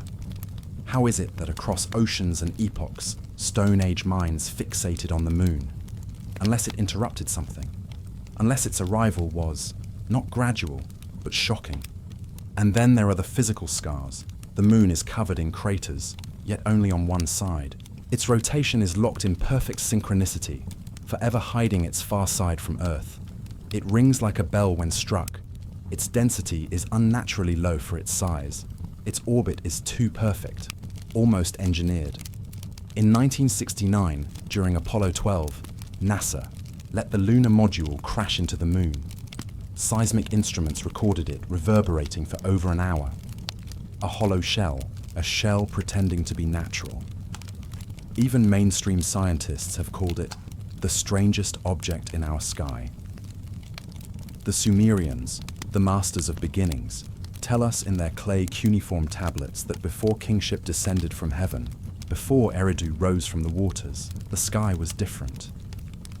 The Enuma Elish, Babylon's creation myth, speaks of a war in heaven. Gods battling among stars, planets colliding, moons torn from orbit. Was the moon not born, but delivered? A remnant, a refugee, a ruin. The Dogon of Mali say their ancestors were taught by beings from Sirius, a star system they mapped long before modern telescopes could confirm it. Among their teachings, the moon was not original, that it came later and changed the balance of Earth's breath. They called these teachers the Nommo, fish-like, celestial, bringers of knowledge and warnings. And perhaps the moon was not merely placed, but weaponized. In Vedic lore, Soma, the moon, is not just a heavenly body, but a fluid, a drink, a power source. In other stories, the moon is tied to war, to calamity, to destruction. Was it the lever that reset a previous age? A cosmic breaker switch to cleanse a forgotten civilization? After all, many of the world's cataclysms don't begin with water. They begin with light, with fire from the sky, with trembling earth and bleeding tides. What if the moon was the fuse? Now look again at the timing. Roughly 11,000 years ago, at the edge of the Younger Dryas extinction event, something changed the face of the earth. Massive floods, atmospheric upheaval, meltwater pulses that carved canyons in days. And right after came the sudden rise of civilization. Göbekli Tepe, Jericho, Catalhoyuk, all within a few thousand years of each other, as if something restarted us. But what if the moon wasn't part of the restart, but the reason for the end? A cosmic intruder that reset the clock. The ancients were not confused. They were not poetic for the sake of poetry. They encoded what they couldn't say directly, not because they lacked intelligence, but because the truth was too dangerous to name outright. And so they whispered it into myths, wrapped it in metaphor, and left it for the future, for us, for those who would look beyond the obvious. Because maybe the moon was not gifted to Earth, but chained to it, like a prison, like a tether, like a veil, a memory of a war we've forgotten, a monument to something that fell, a remnant of a time when Earth was free. We think of the moon as romantic, but what if it's a scar? We think of it as ancient, but what if it's new? We think of it as passive, but what if it watches? What if all our tides, all our births, all our madness are echoes of its presence, a resonance we've mistaken for nature? And if the moon came late, what else did it erase? What civilizations were buried beneath its gaze? What songs were sung under a sky that knew only stars? What truths were told in the long dark, before the light returned? Maybe it wasn't always there. Maybe we weren't always like this. And maybe, when the moon first rose, something else had to fall. Section 17. The technology of silence. There are powers that do not roar, forces that do not burn or blast or break. There are technologies that leave no gears behind, no wires, no rusted chains, only echoes, and stone that should not move, but did. Before machines, there was memory. Before memory, there was resonance. And before resonance had a name, it had a purpose, a power, not of motion, but of silence shaped into sound. Across the world, ancient stones seemed to hum, not metaphorically, not poetically, literally. Stand in the king's chamber of the Great Pyramid, strike the granite, it answers you, not in voice, but in vibration. The whole room begins to sing. At Chavin de Huanta in Peru, beneath the Andes, deep in ceremonial tunnels, the architecture bends sound itself. Low-frequency tones cause hallucinations, sensory shifts, vertigo. Was this ritual or technology? In Malta's Hal Saflieni Hypogeum, the oracle room resonates at 111 Hz. Voices multiply, time seems to stretch. That frequency, modern science now admits, affects brainwaves, moving human minds into trance states. These chambers were not just tombs or temples, they were instruments. And so we ask, what if the ancients were not crude stonemasons, but acoustic engineers? What if sound, pure, harmonic, targeted, was once used to move, cut, lift? In 1939, Edward Leeds-Kalnin, a frail Latvian immigrant, claimed he had rediscovered the lost secrets of Egypt. Alone, in the dead of night, he moved blocks of coral weighing up to 30 tons, without cranes, without teams, without explanation. He built Coral Castle in Florida, stone by stone, in perfect alignment, levering monoliths into place as if gravity were optional. When asked how he did it, he only replied, "I understand the laws of weight and leverage, and I know the secrets of the ancients." Some say he used magnetism. Some say he used sound. He left behind no proof, only possibility. Now listen carefully. In the 1930s, Swedish explorer Henry Kjellson recorded a tale from Tibetan monks moving massive stones, not with ropes, but with trumpets and chanting. They placed drums and horns in a crescent. They sang. And slowly, the stones lifted and floated to their resting places on a cliff above. In 1997, aerospace engineer Bruce Cathy proposed that sound, aligned with Earth's energy grid, could unlock anti-gravity effects. Of course, the academic world scoffed, as it always does, because anything that does not fit within its cage is labeled myth or madness. But what if it was neither? Go further back. In ancient Egypt, the Djed pillar, symbol of stability, was more than ceremonial. It represented frequency, vibrational alignment, the spine of the world. At Karnak, in Luxor Temple, obelisks were carved from single blocks. How were they moved? Balanced? Erected? We don't know. But we do know that sound played a central role in Egyptian ritual. Priests chanted harmonic tones. Ankh symbols were linked to life-giving resonance. Words were not just speech, they were architecture. And then there's Baalbek. In Lebanon, a platform exists with some of the largest stones ever quarried. The stone of the pregnant woman weighs over 1,000 tons. Modern cranes struggle with such mass, yet there it lies, perfectly placed. How? Why? With what? What if those who placed it did not lift it, but tuned it?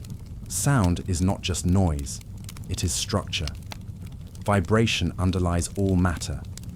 Modern science now admits atoms are not solid, they are patterns of energy, frequency, geometry and motion.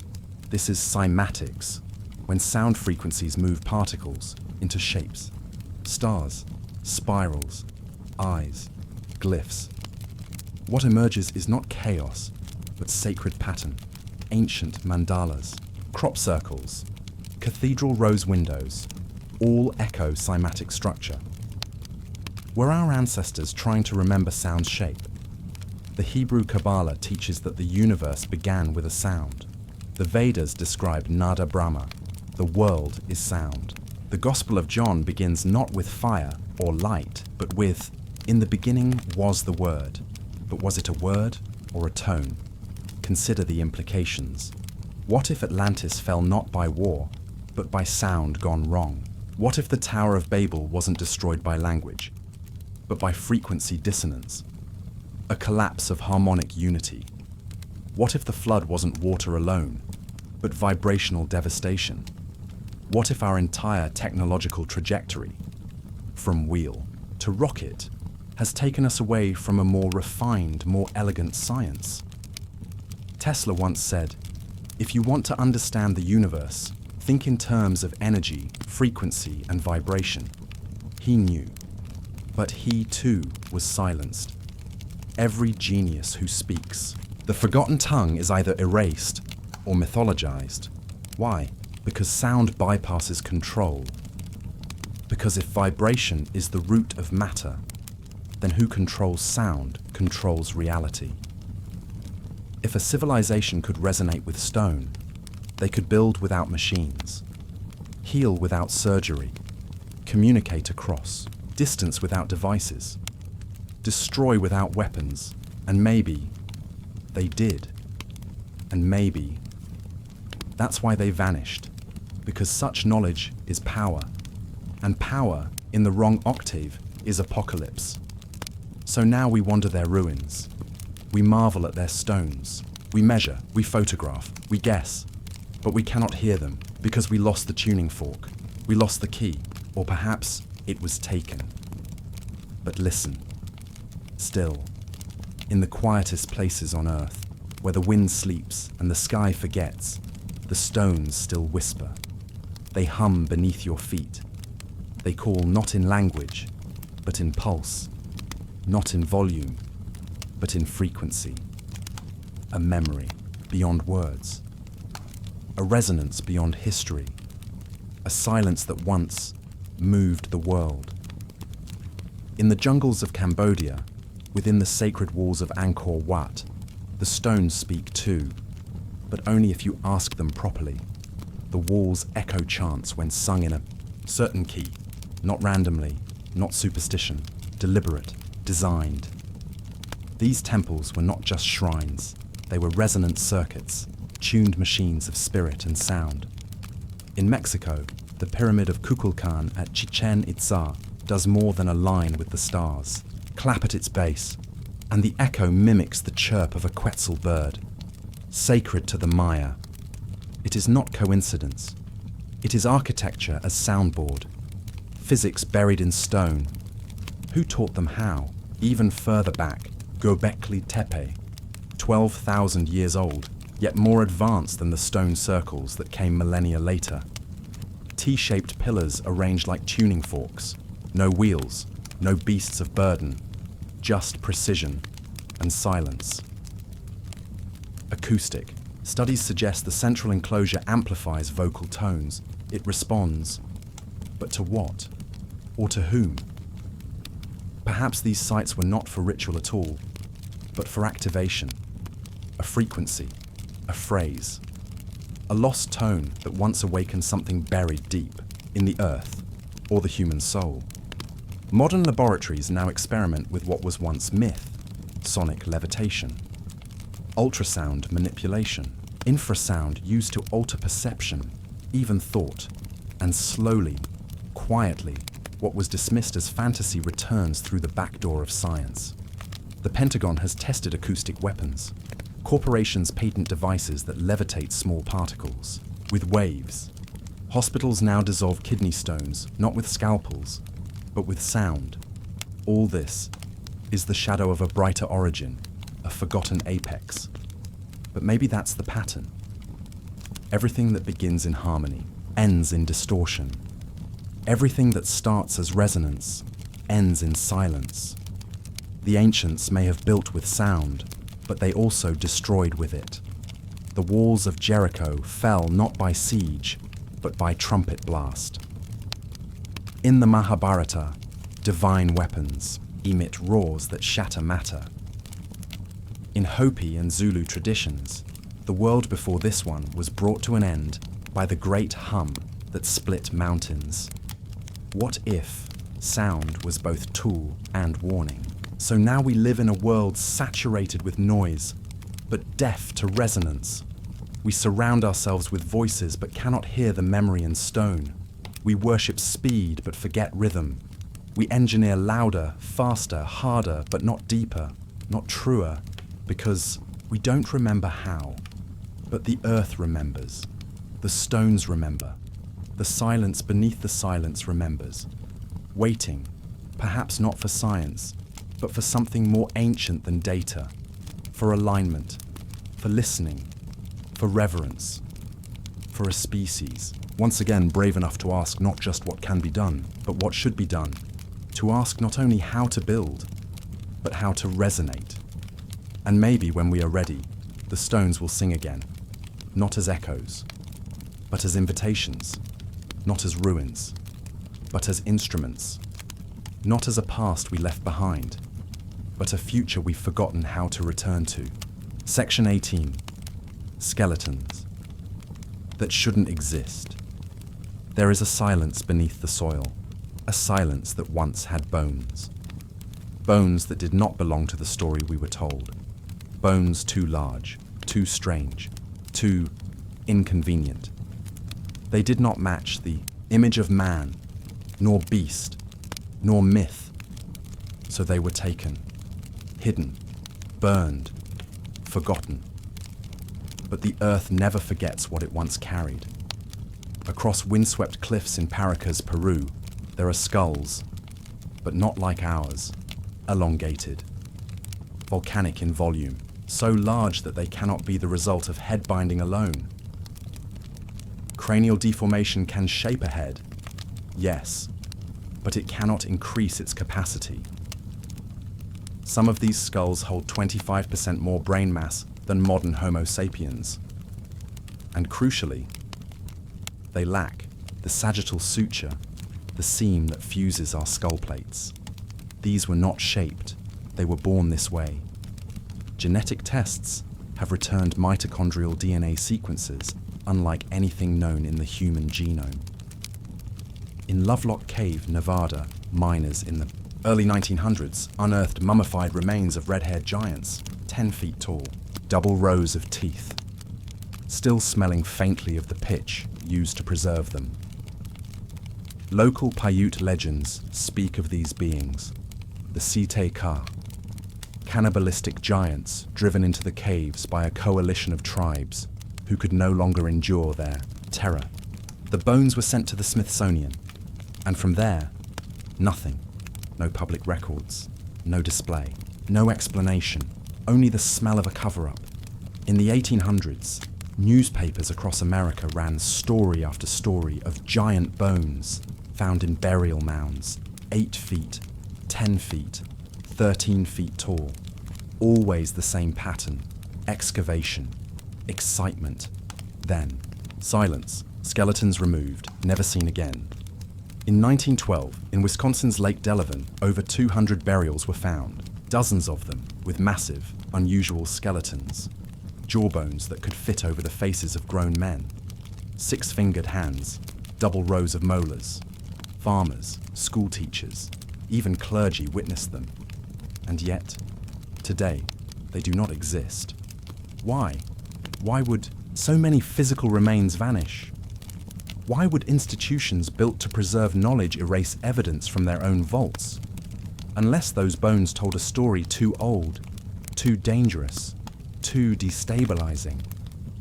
A story that says, we were not alone. We were not the only ones to walk upright. We were not the pinnacle, only a chapter. In the highlands of China, a collection of stone discs was found, the Dropa stones, etched with spiral grooves telling of a people who came from the stars and who were stranded on Earth long ago. Nearby caves house dozens of skeletal remains, 3 feet tall, slender, with massive heads and fragile limbs. Initial reports were quietly buried. photographs disappeared, and the discs themselves, now lost, misplaced by authorities. But locals still remember. In Malta, under the Hal, Saflieni Hypogeum, a megalithic temple older than Stonehenge, researchers found remains of elongated skulls with features, almost reptilian. Dozens were housed in the National Museum, until they weren't. Today, only a few remain, hidden from the public. The rest? Vanished, and those who speak of it are dismissed, not with evidence, but with ridicule. We are told, this is all imagination, that giants are myths, that hybrids are fantasy, that all humans came from a single, simple line. But why then do so many ancient cultures speak of beings who were not like us? The Book of Enoch speaks of the Watchers, giant offspring of the angels and the daughters of men. The Hopi remember the Palatquapi, red-haired giants who built cities in the cliffs and disappeared after a great war. The Norse told of the Jotnar, the Sumerians of the Apkallu, the Hebrews of the Nephilim, the Celts of the Fomorians, always tall, radiant, terrifying, forgotten. What if evolution isn't a ladder, but a spiral? What if our ancestors were not crawling toward intelligence, but falling from it? What if these bones, these vanished skeletons, are not mistakes or mutations, but memories? Fragments of a pre-human world we weren't meant to find. Science says, extraordinary claims require extraordinary evidence. But what happens when extraordinary evidence is hidden, destroyed, and erased? When the moment we get close to the truth, the evidence is removed and the story rewritten. That isn't science. It's narrative control. And still, the bones whisper, in deserts, in caves, beneath churches and under streets. Archaeologists still find anomalous remains. But fear-funding cuts, ridicule, career ruin. So the silence continues, and the skeletons remain underground, both literally and ideologically, until someone dares to speak, until someone remembers. What if our species was seeded, and not once? What if ancient civilizations were populated by more than just humans? What if the myths of gods breeding with mortals were not morality tales, but bloodline records? Because if giants existed, and they were destroyed, if hybrids lived and were buried, if other versions of us were erased, then we must ask, what else has been forgotten? What else was taken? And who is still?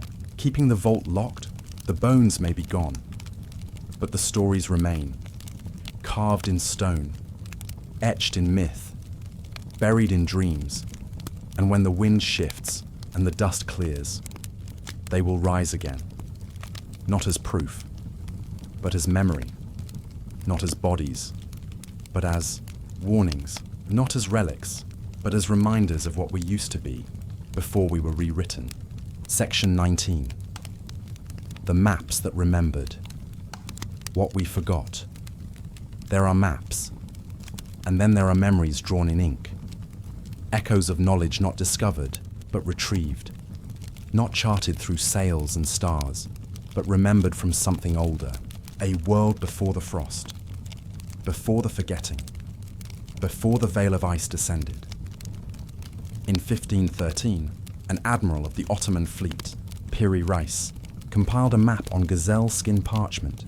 It was meant to guide ships, but it told a far older story, a story of a continent that shouldn't have been known.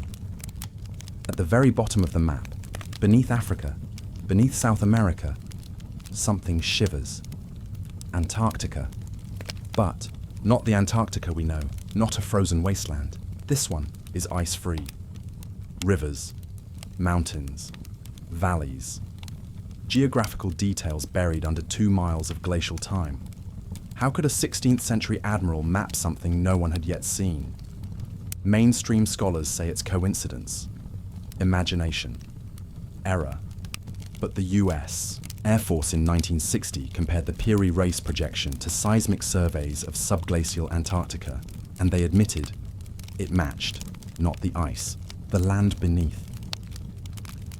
Features only discovered in the modern era by ground-penetrating radar. Piri Reis did not chart it. He copied it. He inherited it. He even said so himself. In his notes, Piri wrote, "This map was based on 20 charts and Mappae Mundi drawn in the time of Alexander the Great, and some charts drawn by sailors from the Indian Ocean. Ancient sources, lost charts, dead libraries, knowledge that had outlived empires, until even that memory was finally sealed. But the Piri Reis map was not alone. In 1531, Orontius Phineus drew a map even more detailed. Antarctica, again, but this time as a populated, navigable land. No ice, rivers flowing, mountains labelled, coastlines accurate, to degrees impossible for the 1500s. And just like Piri, Orontius never claimed authorship. He claimed to have compiled it from even older sources. Sources that now exist only as ash, or whispers of scrolls once housed in the Library of Alexandria. Alexandria, that ancient lighthouse of knowledge where scrolls from Babylon, Egypt, Atlantis, and beyond were gathered. It burned more than once, by accident, by design. Empires blamed each other, but the result was the same. Hundreds of thousands of records, erased from history, but not from memory. Some made it out, carried by monks, traded by navigators, hidden in vaults beneath stone cathedrals. And here is the unsettling truth. Cartographers of the Renaissance did not invent the maps that baffle us today.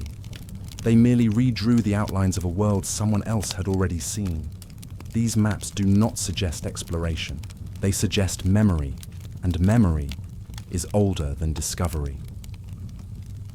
In South America, ancient ruins align not with the present-day magnetic pole, but with the one that existed thousands of years ago.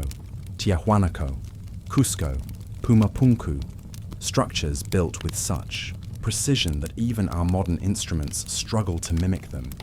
Whoever built these cities understood true north, not just where it is, but where it once was. Now return to the maps. What if those map makers inherited not just coastlines, but star charts, magnetic alignments, orbital trajectories? What if the great maps of the past were not built from ships, but from satellites of a forgotten age, not drawn from crow's nests, but from the sky? There is a story buried beneath the atlases, that humanity once had a global understanding, a pre-flood civilization whose knowledge of the earth was whole, not divided into kingdoms and hemispheres, but unified, like a song. And when that civilization fell, when the waters rose, when the stars shifted, when the language broke, its remnants scattered into temples, tombs, and maps. Why do so many Renaissance maps depict lands not yet discovered? Why do they show accurate longitudinal relationships, impossible to calculate without a marine chronometer that would not exist for another 200 years? Why do they depict the Andes Mountains, but without snow? Why do they name places that shouldn't be known? Because the knowledge was not from then, it was from before. In India, ancient texts like the Surya Siddhanta describe Earth as a sphere, rotating on its axis, with accurate measurements of planetary orbits. In Babylon, the Mulapin tablets recorded star positions with a precision that defies their tools. This was not superstition. This was astronomy. This was inherited science. This was a memory written in the language of light and motion. So many of us imagine history as a staircase, upward, linear, ascending.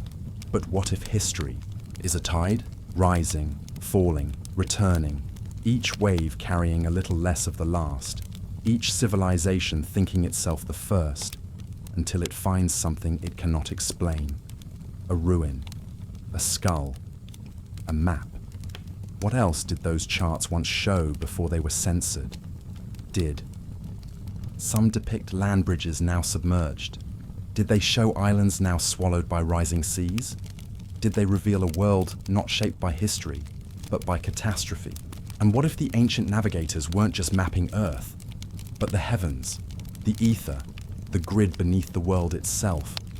There are rumors, never proven, of even stranger maps, ones held by secret societies, maps etched into temple, walls not visible to the naked eye, star charts found beneath megaliths, luminous inscriptions that respond to sound, coordinates no compass can follow, destinations no ship can reach, unless the map is read not with the eyes, but with the memory. Because memory is more than recall, it is inheritance.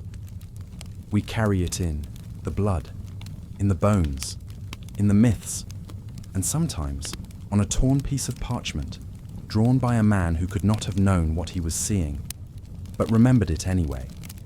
Maybe cartography is not the science of geography, but the last ritual of remembering, a tracing of the forgotten, a shadow of what once was clear, because the earth does not change. Only our memory of it does. So when a map shows something it shouldn't, maybe it is not wrong. Maybe we are. Section 20. The trees that touch the sky. Once, the sky was nearer, the stars brighter, and the earth vaster than we remember. Not because the soil was different, but because we were. Because something towered here once. So immense, so ancient, so holy, that its memory never died. Not even after the axe, not even after the flood, not even after the forgetting. Across myth and mountain, we find echoes of a tree. A tree not of metaphor, but of matter. A tree whose roots held the underworld, whose trunk pierced the middle realm, and whose branches whispered to the gods. The world tree, Yggdrasil, Hulupu, Irminsul, the saber, the tree of life. Different tongues, same memory, not planted in forests, but standing alone. So colossal that its bark was mistaken for cliffs, its rings for epochs, its fall for the end of an age. What if the myths weren't symbols? What if they were survivals of a time when Earth's scale was divine? What if the mountains we walk today are not made of stone, but of the petrified flesh of ancient trees that once touched the stars? In the arid lands of Namibia rises something strange, a flat-topped mesa named the Giant's Playground.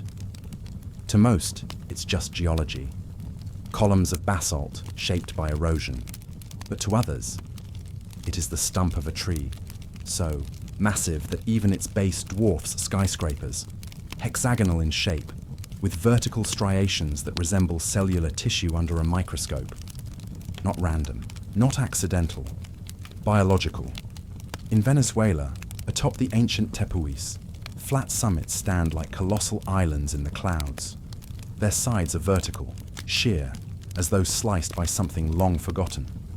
To climb them is to leave the world behind. Many are named after gods. Many remain unexplored. Legends say they were once alive, not hills, but trunks, now severed, hollowed, forgotten. In Utah, a strange formation known as Devil's Tower rises from the land like a frozen explosion, a cylinder of hexagonal columns, just like a bundle of ancient vascular fibers.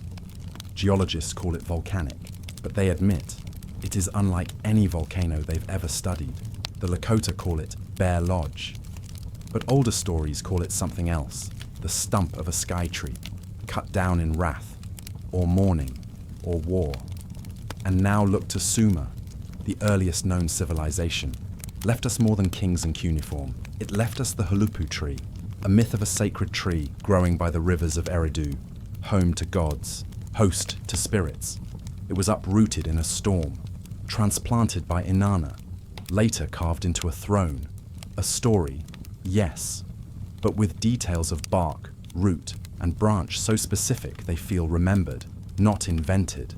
The Norse told of Yggdrasil, the axis mundi, the tree that connects all realms. Its bark heals, its branches feed, its roots anchor the world, and when it shakes, everything falls. In Maya cosmology, the saber tree was the link between underworld, earth, and sky. guarded by gods, fed with blood. Not symbolic, geographical, its position aligned with the galactic center, its roots mirrored in the constellations, a cartography of memory. But what happened to these trees? Why do they only survive as stories and stumps? Because, if they ever stood, they were not small things.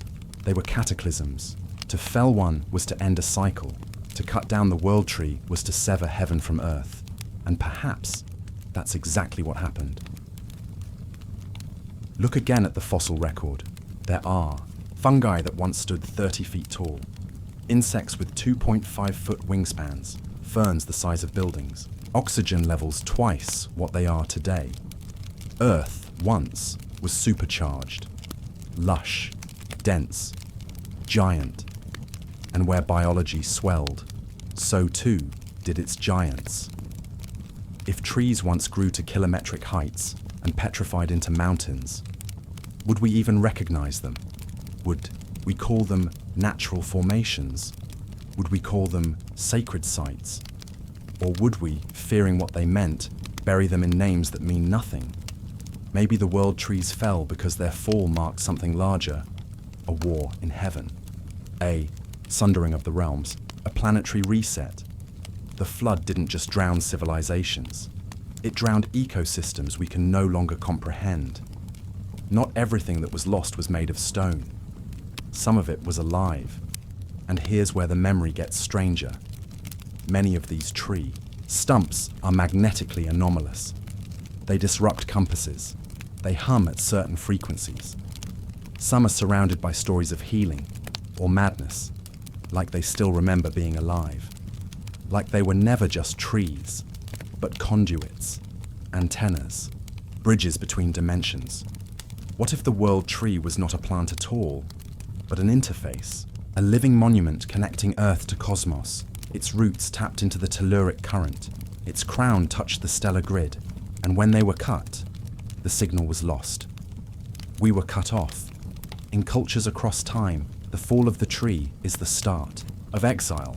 Adam and Eve were barred from the tree of life.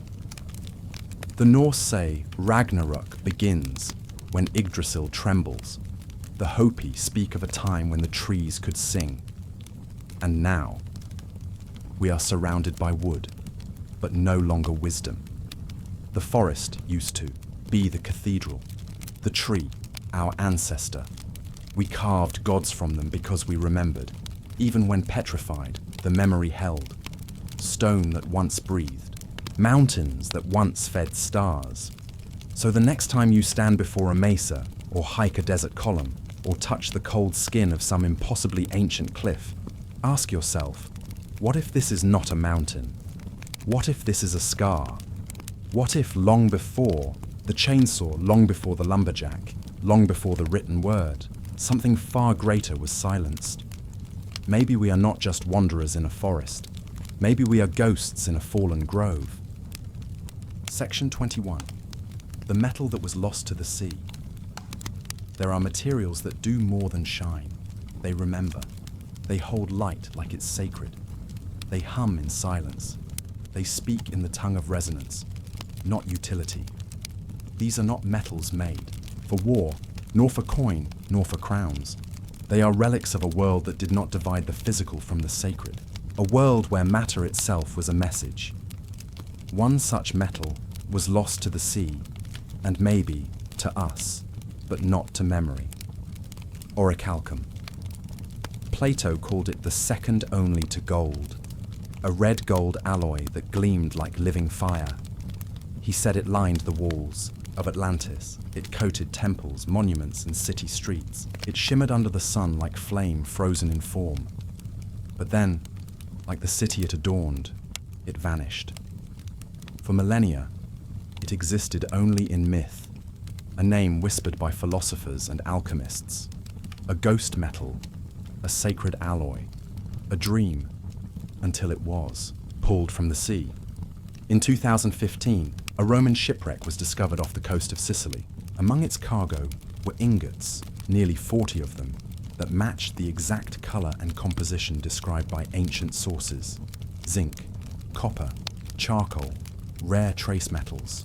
Not quite brass, not quite bronze, something in between, something older, and they called it orichalcum, not as a metaphor, not as poetry, but as matter, as proof. But what was it? Just an early alloy? A metallurgical accident? Or was it something far more intentional? Ancient texts describe orichalcum as luminous, not reflective, luminous. It glowed with its own internal light, like embers that never cooled. It was sacred, not merely valuable, placed not in vaults, but in altars, worn not by merchants, but by priests, a metal of resonance, of frequency, of memory. The Chaldeans, the Egyptians, the Atlanteans, they all spoke of metals that could store energy, not just electricity, essence. Orichalcum was said to harmonize with the human field, to respond to thought, to carry intention. In Plato's tale, it adorned Poseidon's temple, lining a shrine that pulsed with divine power. Was this merely ornament, or was it technology, an interface of spirit and substance? In some Hindu traditions, there are descriptions of divya loha, divine metals used to build vimanas, celestial machines.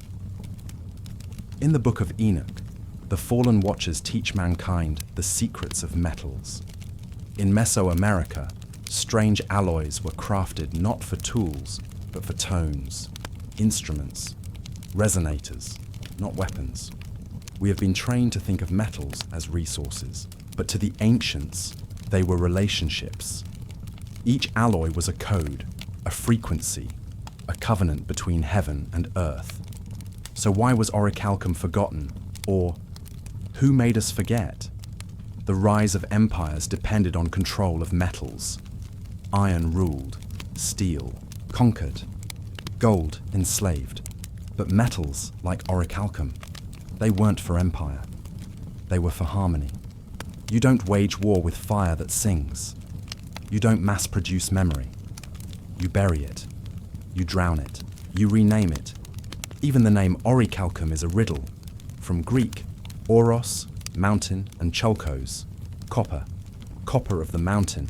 But others say it came from older tongues, Atlantean, pre-Greek, even pre-human. A word carried through flood and fire.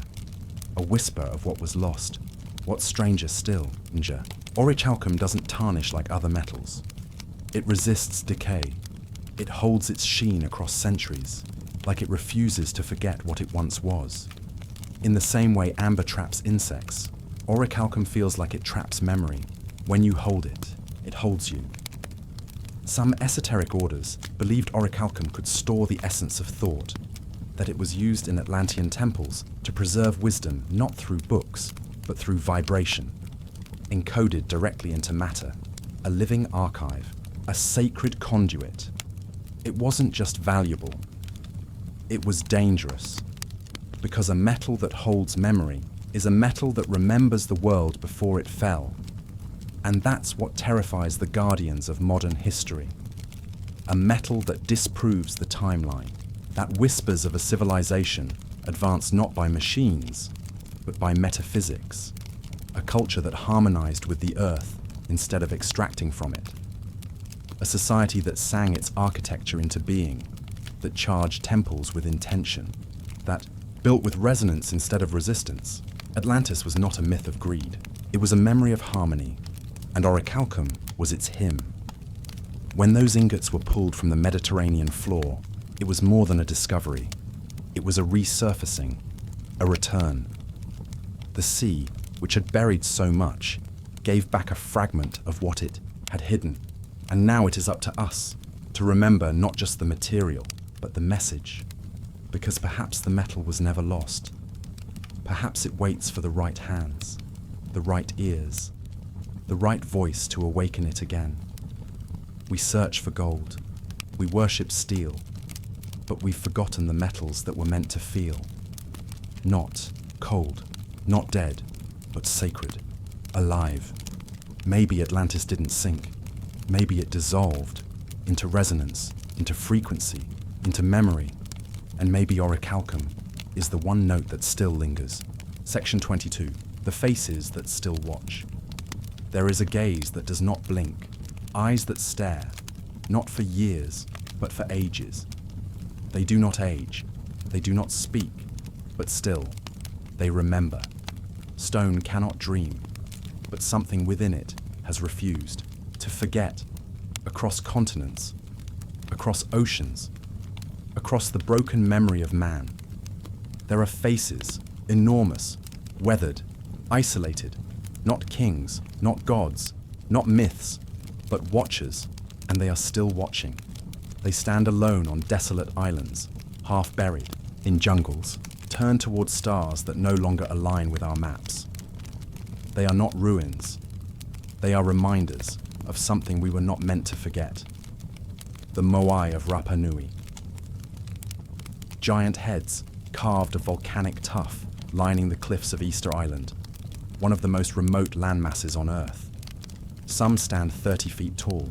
Many weigh over 80 tons. All stare in silence, eyes once filled with coral, necks elongated, backs turned away from the sea. Why? Some say they were ancestral, others astronomical. But most admit they are unexplainable. Even today, no consensus exists on how these titans were moved, lifted, or shaped. No metal tools, no wheels, only oral memory and mystery. And yet they stand, hundreds of them, as if guarding something that can no longer be seen, or waiting for someone who is yet to return thousands of miles away. In the dense heart of Mesoamerica, another face emerges, round, flat, frowning, heavy with silence, the Olmec heads, carved from basalt, transported over 50 miles somehow, each weighing 6 to 50 tons. There are 17 known, but many believe more lie buried, sleeping beneath the soil. Their features are human, but not quite. Wide faces, flattened noses, thick lips, warrior helmets, or something else. Some scholars suggest they are kings, others players of sacred games, but none can explain how or why. Like the Moai, they are alone. No temples, no inscriptions, just a face, staring into time. But it's not just Polynesia, not just Mesoamerica. These faces are everywhere. In the Sahara, stone visages worn smooth by wind. In India, colossal guardians carved into cliffside temples. In Turkey, the weathered heads of Nemrut Da looking toward the heavens from a forgotten throne. In Bolivia, the gate of the sun, where expressionless beings stare forward with eyes hollowed by erosion, yet eerily alive. They are not portraits, they are presences, and what's more haunting is their solitude. They are not part of cities, not parts of empires. They are alone, facing a direction, aligned to something. Some watch the horizon, others point skyward. A few even look inward, toward the heart of the land. What were they looking for? What are they still looking for? There's an ancient Andean legend that once, before the fall, there were beings who could see the sky move, who read constellations like scripture, who knew that each star was a clock and every age had a watcher. They say these watchers carved faces to mark the turning of a great cycle, so that when the stars returned, we would remember, but we forgot. We buried the watchers. We broke their line of sight. We built cities on top of their gaze, and still, they do not blink. Some believe the faces were modeled after those who came before us, not ancestors, but others, the shining ones, the teachers, the builders of silence, beings not born of this earth, but shaped in its memory, elongated skulls, unblinking eyes, serene expressions that feel too calm for flesh, not alien, but not us, echoes of a form that predated ours, or perhaps perfected it. Were these statues warnings, memorials, or anchors, keeping their presence rooted here, just beneath the veil? Even more chilling, Many of the faces face nothing. No city, no people, no land. Some look out into oceans, some into empty plains, some into the pathless desert. Why? Because the thing they were watching is no longer here. Or maybe it hasn't returned yet. There is a sacred tradition among the Hopi that long ago, during the First World, the earth was populated by stone people. Not statues, but beings of living stone, enduring, wise, ancient. When the flood came, they did not drown. They turned inward. They became still. Some say the Moai were not carved, but uncovered, awakened from the stone itself, the earth remembering its first children. Modern science dismisses these ideas. Of course it does, because a statue is just a statue. A ruin is just a ruin. And a face is just erosion until you stand before one, until you feel the silence hum through your bones, until you meet eyes with something that feels older than time. Then the question changes. Not what are they, but why do they still watch? And more importantly, what happens when they finally stop? Perhaps these were not made to be understood. Perhaps they were left behind, not for us, but for the stars themselves. Coordinates, witnesses, memory rendered in stone, the Earth's own calendar, marking the cycles of rise and ruin. And we walk past them every day. Selfies, drone shots, tour guides, never realizing that we are being watched by the forgotten, the erased, the ones who knew what was coming. We are told to look forward, to build higher, to think newer. But these watchers do not look forward. They look back. And somehow, in that stillness, they are warning us that history does not move in lines, it moves in spirals, that those who forget the faces of the past will soon wear the masks of the fallen. The earth has no shortage of ruins, but these are not ruins. These are reminders, and they are still watching. Section 23, the war that broke the world. There are scars on this planet that no wind has erased, no river has softened, no age has healed. Scars that run deeper than stone, scars in memory, scars in myth, scars in silence. We have been told they are stories, symbols of wrath, sin, and gods. But what if they were not stories? What if they were warnings, echoes of a war so ancient, so devastating, that even the earth itself trembled to remember it? Across the wastelands of Rajasthan, the soil is poisoned with radiation. In the sands outside Jodhpur, a modern study revealed something bizarre. Levels of radioactive ash, as if from a nuclear detonation. No known facility nearby. No modern explanation. Only ruins, bones, silence. And a scripture, an ancient one. In the Mahabharata, India's epic of gods and kings, we find a passage so haunting it defies allegory. A single projectile charged with all the power of the universe. An incandescent column of smoke and flame as bright as 10,000 suns rose in all its splendor. Men and animals fell instantly. Food was poisoned. Hair and nails fell out. The river boiled. The earth wept. That is not myth. That is description. An eyewitness account, not of magic, but of detonation. In the same texts, we read of flying machines, Vimana's craft that moved without fuel, rose without wings, engaged in battles among the clouds. Some are shaped like spheres, others like pyramids or chariots of fire. They had names, blueprints, descriptions of propulsion. They spoke of mercury engines and sound resonance weapons, and they waged war across the sky. If these were fantasies, why do they read like engineering manuals? Why do they feel like confession? Turn westward, and the echoes grow louder. To the cities of Sodom and Gomorrah, we are told they were destroyed by divine judgment, a storm of sulfur and flame. But what does that really mean? At the site believed to be Tall El Hammam in modern day Jordan, archaeologists found something strange: trinitite, a green glass-like substance formed only when sand is exposed to extreme sudden heat, the kind produced in nuclear tests, the kind that melts everything. Entire buildings were atomized. Human remains show signs of violent heat exposure, not erosion, explosion, and yet we call it a biblical tale. Perhaps it was just the first recorded war crime. Across Scotland, in the Highlands, lie the ruins of vitrified forts.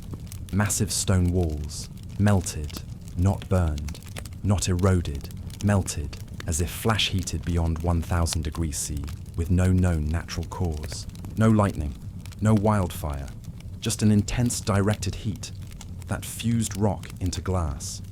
Dozens of these forts exist in Britain, in France, in the Middle East, all forgotten, all unexplained. Why do we find ancient ruins with radioactive isotopes?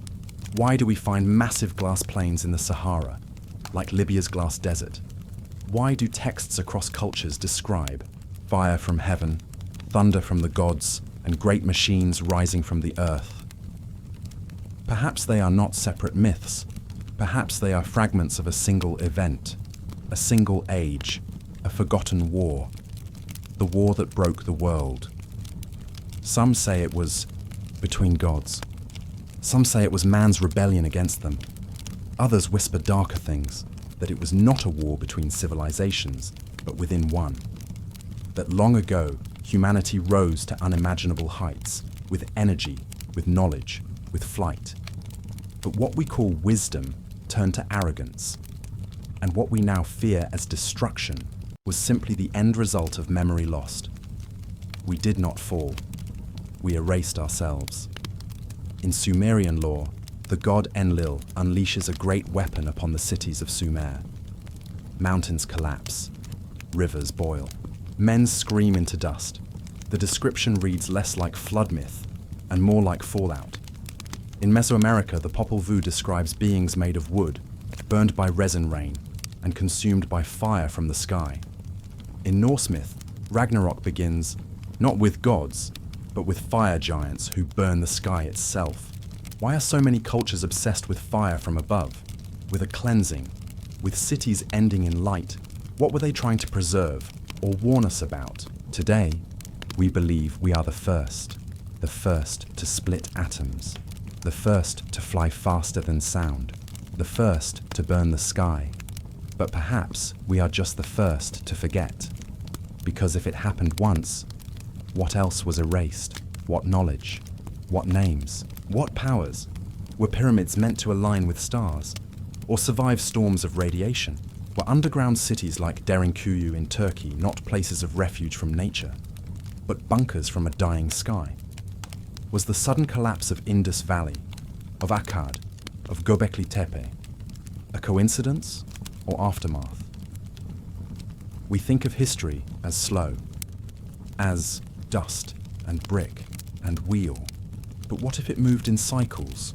Slow rise, sudden flame, silence, then again, then us. There are whispers in the deeper sciences, that our DNA carries trauma, that we inherit fear, that our collective memory, our myths are not imagination, but ancestral survival, that we still dream of the flash, of the sky splitting open, of the silence that followed, and deep down we recognize it, not as fiction, but as return. Why is it so hard to find evidence? Because it burned, because it melted, because those who knew how to build also knew how to bury.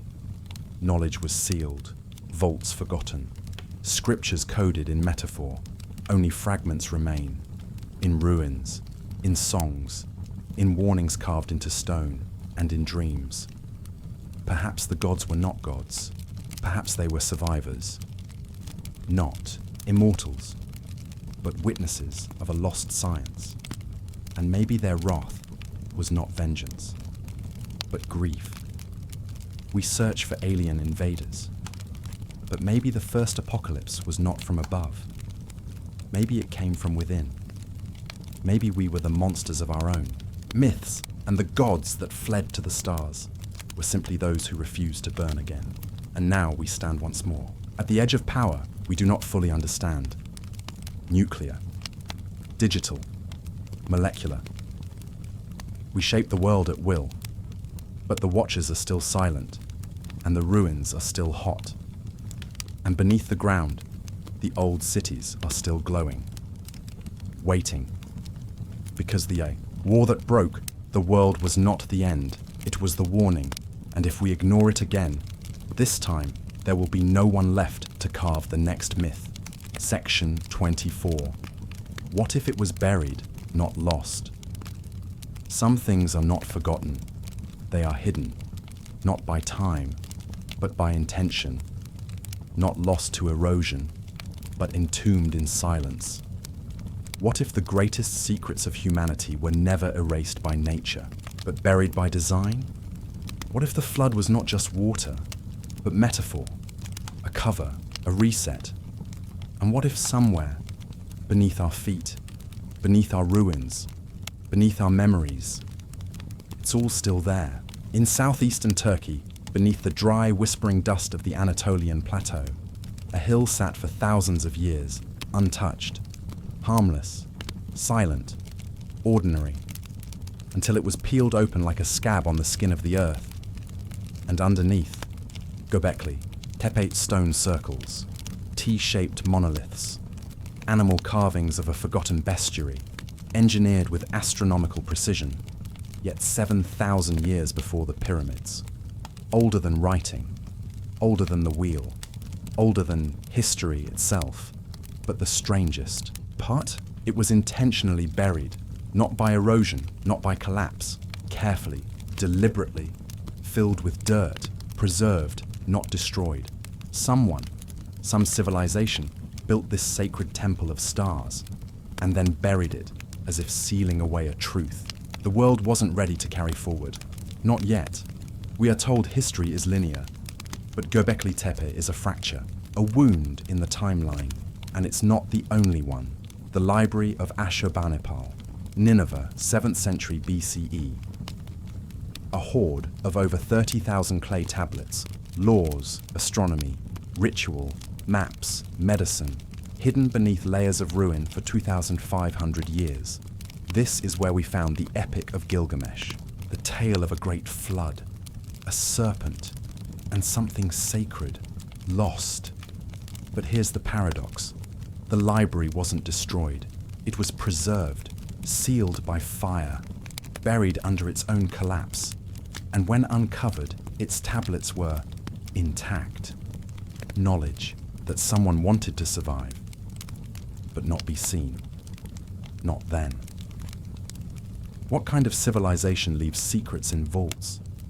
What kind of architect designs for the future, knowing that the present cannot be trusted? From Tibet to Malta, from the Hopi Mesas to the deserts of Iran, we find stories not just of things lost, but things sealed, doorways carved into mountain walls, chambers below forbidden ziggurats, subterranean cities where no war ever reached. Why? What were they hiding? Or who were they hiding it from? In Ethiopia, beneath the church of Axum, lies a sanctuary guarded by a single monk who is never allowed to leave. He says he protects the Ark of the Covenant, but even he has never seen it. Why build something you're never allowed to open, unless opening it would change everything? In the Himalayas, there are tales of the hidden kingdom of Shambhala, not metaphorical, not spiritual, but geological. A real place, sealed behind ice, stone, and consciousness.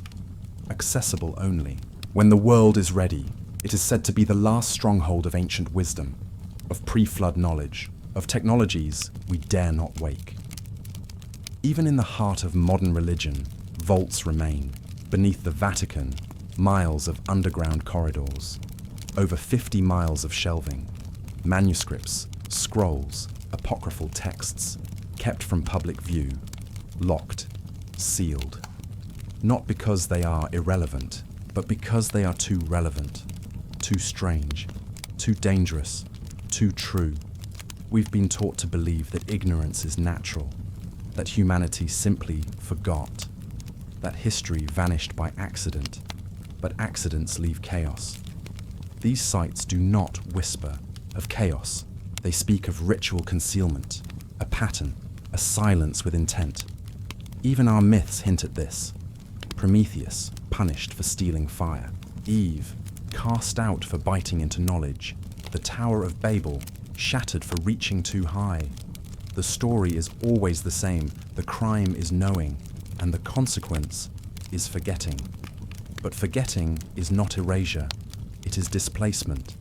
Like a dream, you wake from but cannot name. It lives beneath the conscious mind. This is ancestral amnesia, a wound inherited, a truth whispered only in symbol, not vanished, buried. There are places where the burial was not subtle. In the Sahara Desert, structures lie beneath the sand, seen only by satellite. In Antarctica, shapes beneath the ice defy natural explanation.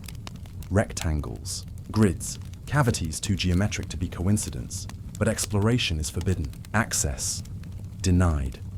Why? If these anomalies were meaningless, why surround them with silence? Because sometimes the most powerful way to erase something is not to destroy it. It's to make the world forget it ever mattered, or to make us believe we're not ready. The ancients built in stone, not just for endurance, but for memory, because they knew what would come. Flood, fire, empire, religion, revision. Every cycle would rewrite the story, so they buried the first one, to wait, to test us, to see if we'd remember how to dig. Maybe. This is the pattern.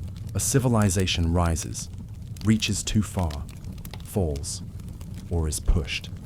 And those who remain bury the flame until the next generation is wise enough to carry it, or foolish enough to misuse it. Again, what if the Sphinx's erosion wasn't from sand but from rain? From a climate 12,000 years older than we admit? What if the pyramids weren't tombs but time capsules? What if the real secrets aren't above, but below them?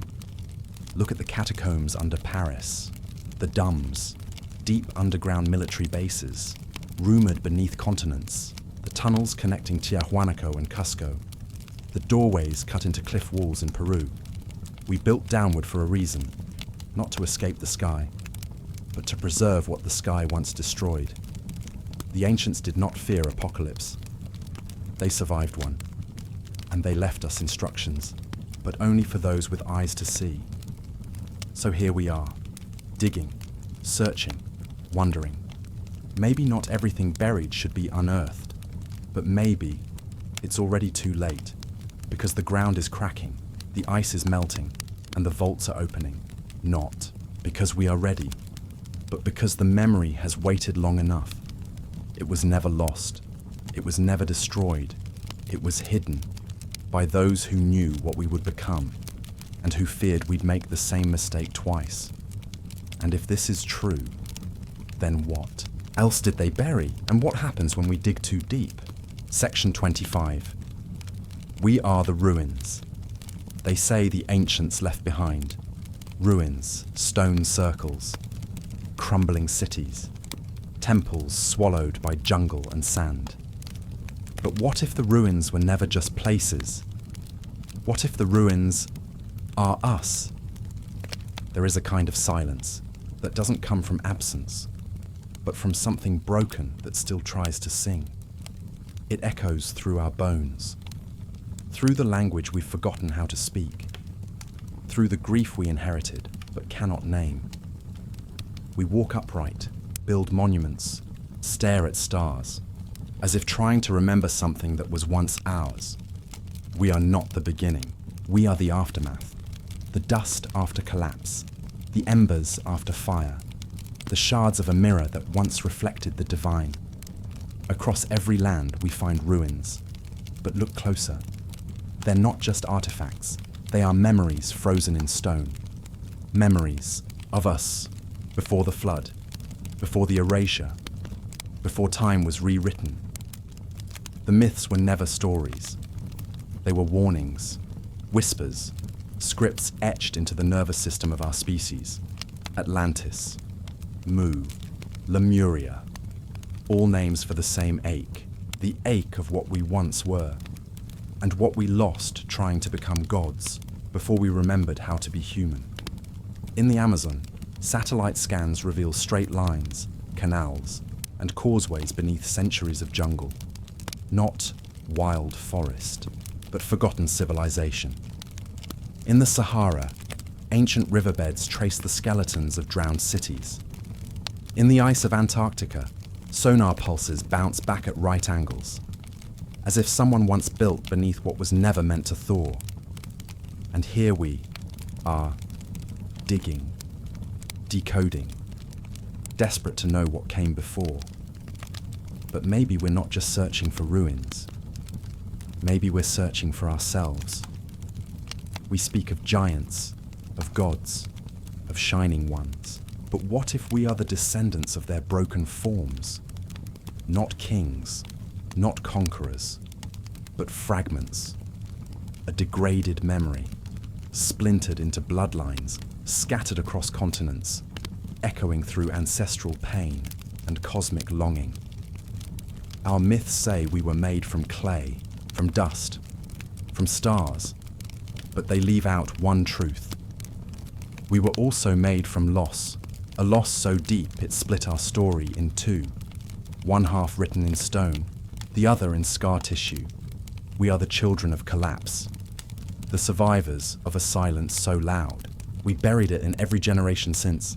Maybe that's why we build towers, to reach the gods we used to be. Maybe that's why we map the heavens, to remember where we fell from. Maybe that's why we dream of the past. Because we were never meant to forget it. We stare at ruins and ask, what happened here? But the ruins stare back and whisper, what happened to you? Every civilization tells a version of the same story. The fall, the flood, the forgetting. A golden age lost in flame, followed by a world that could only remember through shadow and myth. The Sumerians, the Maya, the Vedic sages, the Aboriginal dream time. All speak of an age when humans were more than human, when we lived in rhythm with the earth, the stars, and each other. And then, something broke. Not just the world. Us. Science tells us that trauma can be inherited, that the pain of a grandmother can echo in her grandson's blood. So what happens when the trauma is civilizational? When it's not one life, but an entire species trying to remember who it was before it shattered? That's what these ruins are. Not places. Mirrors. They reflect the deep ache of memory. Not of what we found, but of what we were. And the stories. The ones carved into stone, sung in lullabies, whispered in temples. They are not fiction. They are scars. Scars left by survivors who couldn't bear to let the fire die without leaving a spark for the next world. We are not just descended from greatness.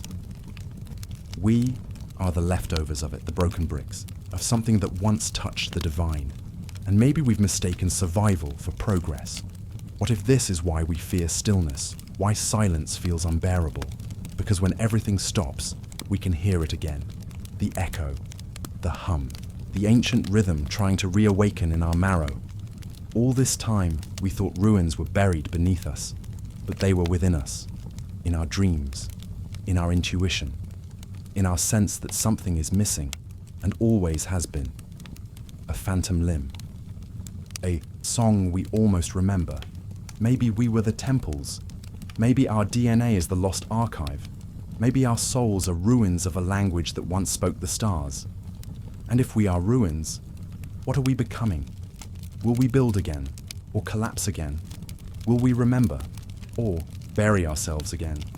So the next species can mistake us for myth. The final chapter of history is not yet written, but it is not new. It is an echo of a cycle that keeps repeating, until we finally listen. We are not the first. We are not the peak.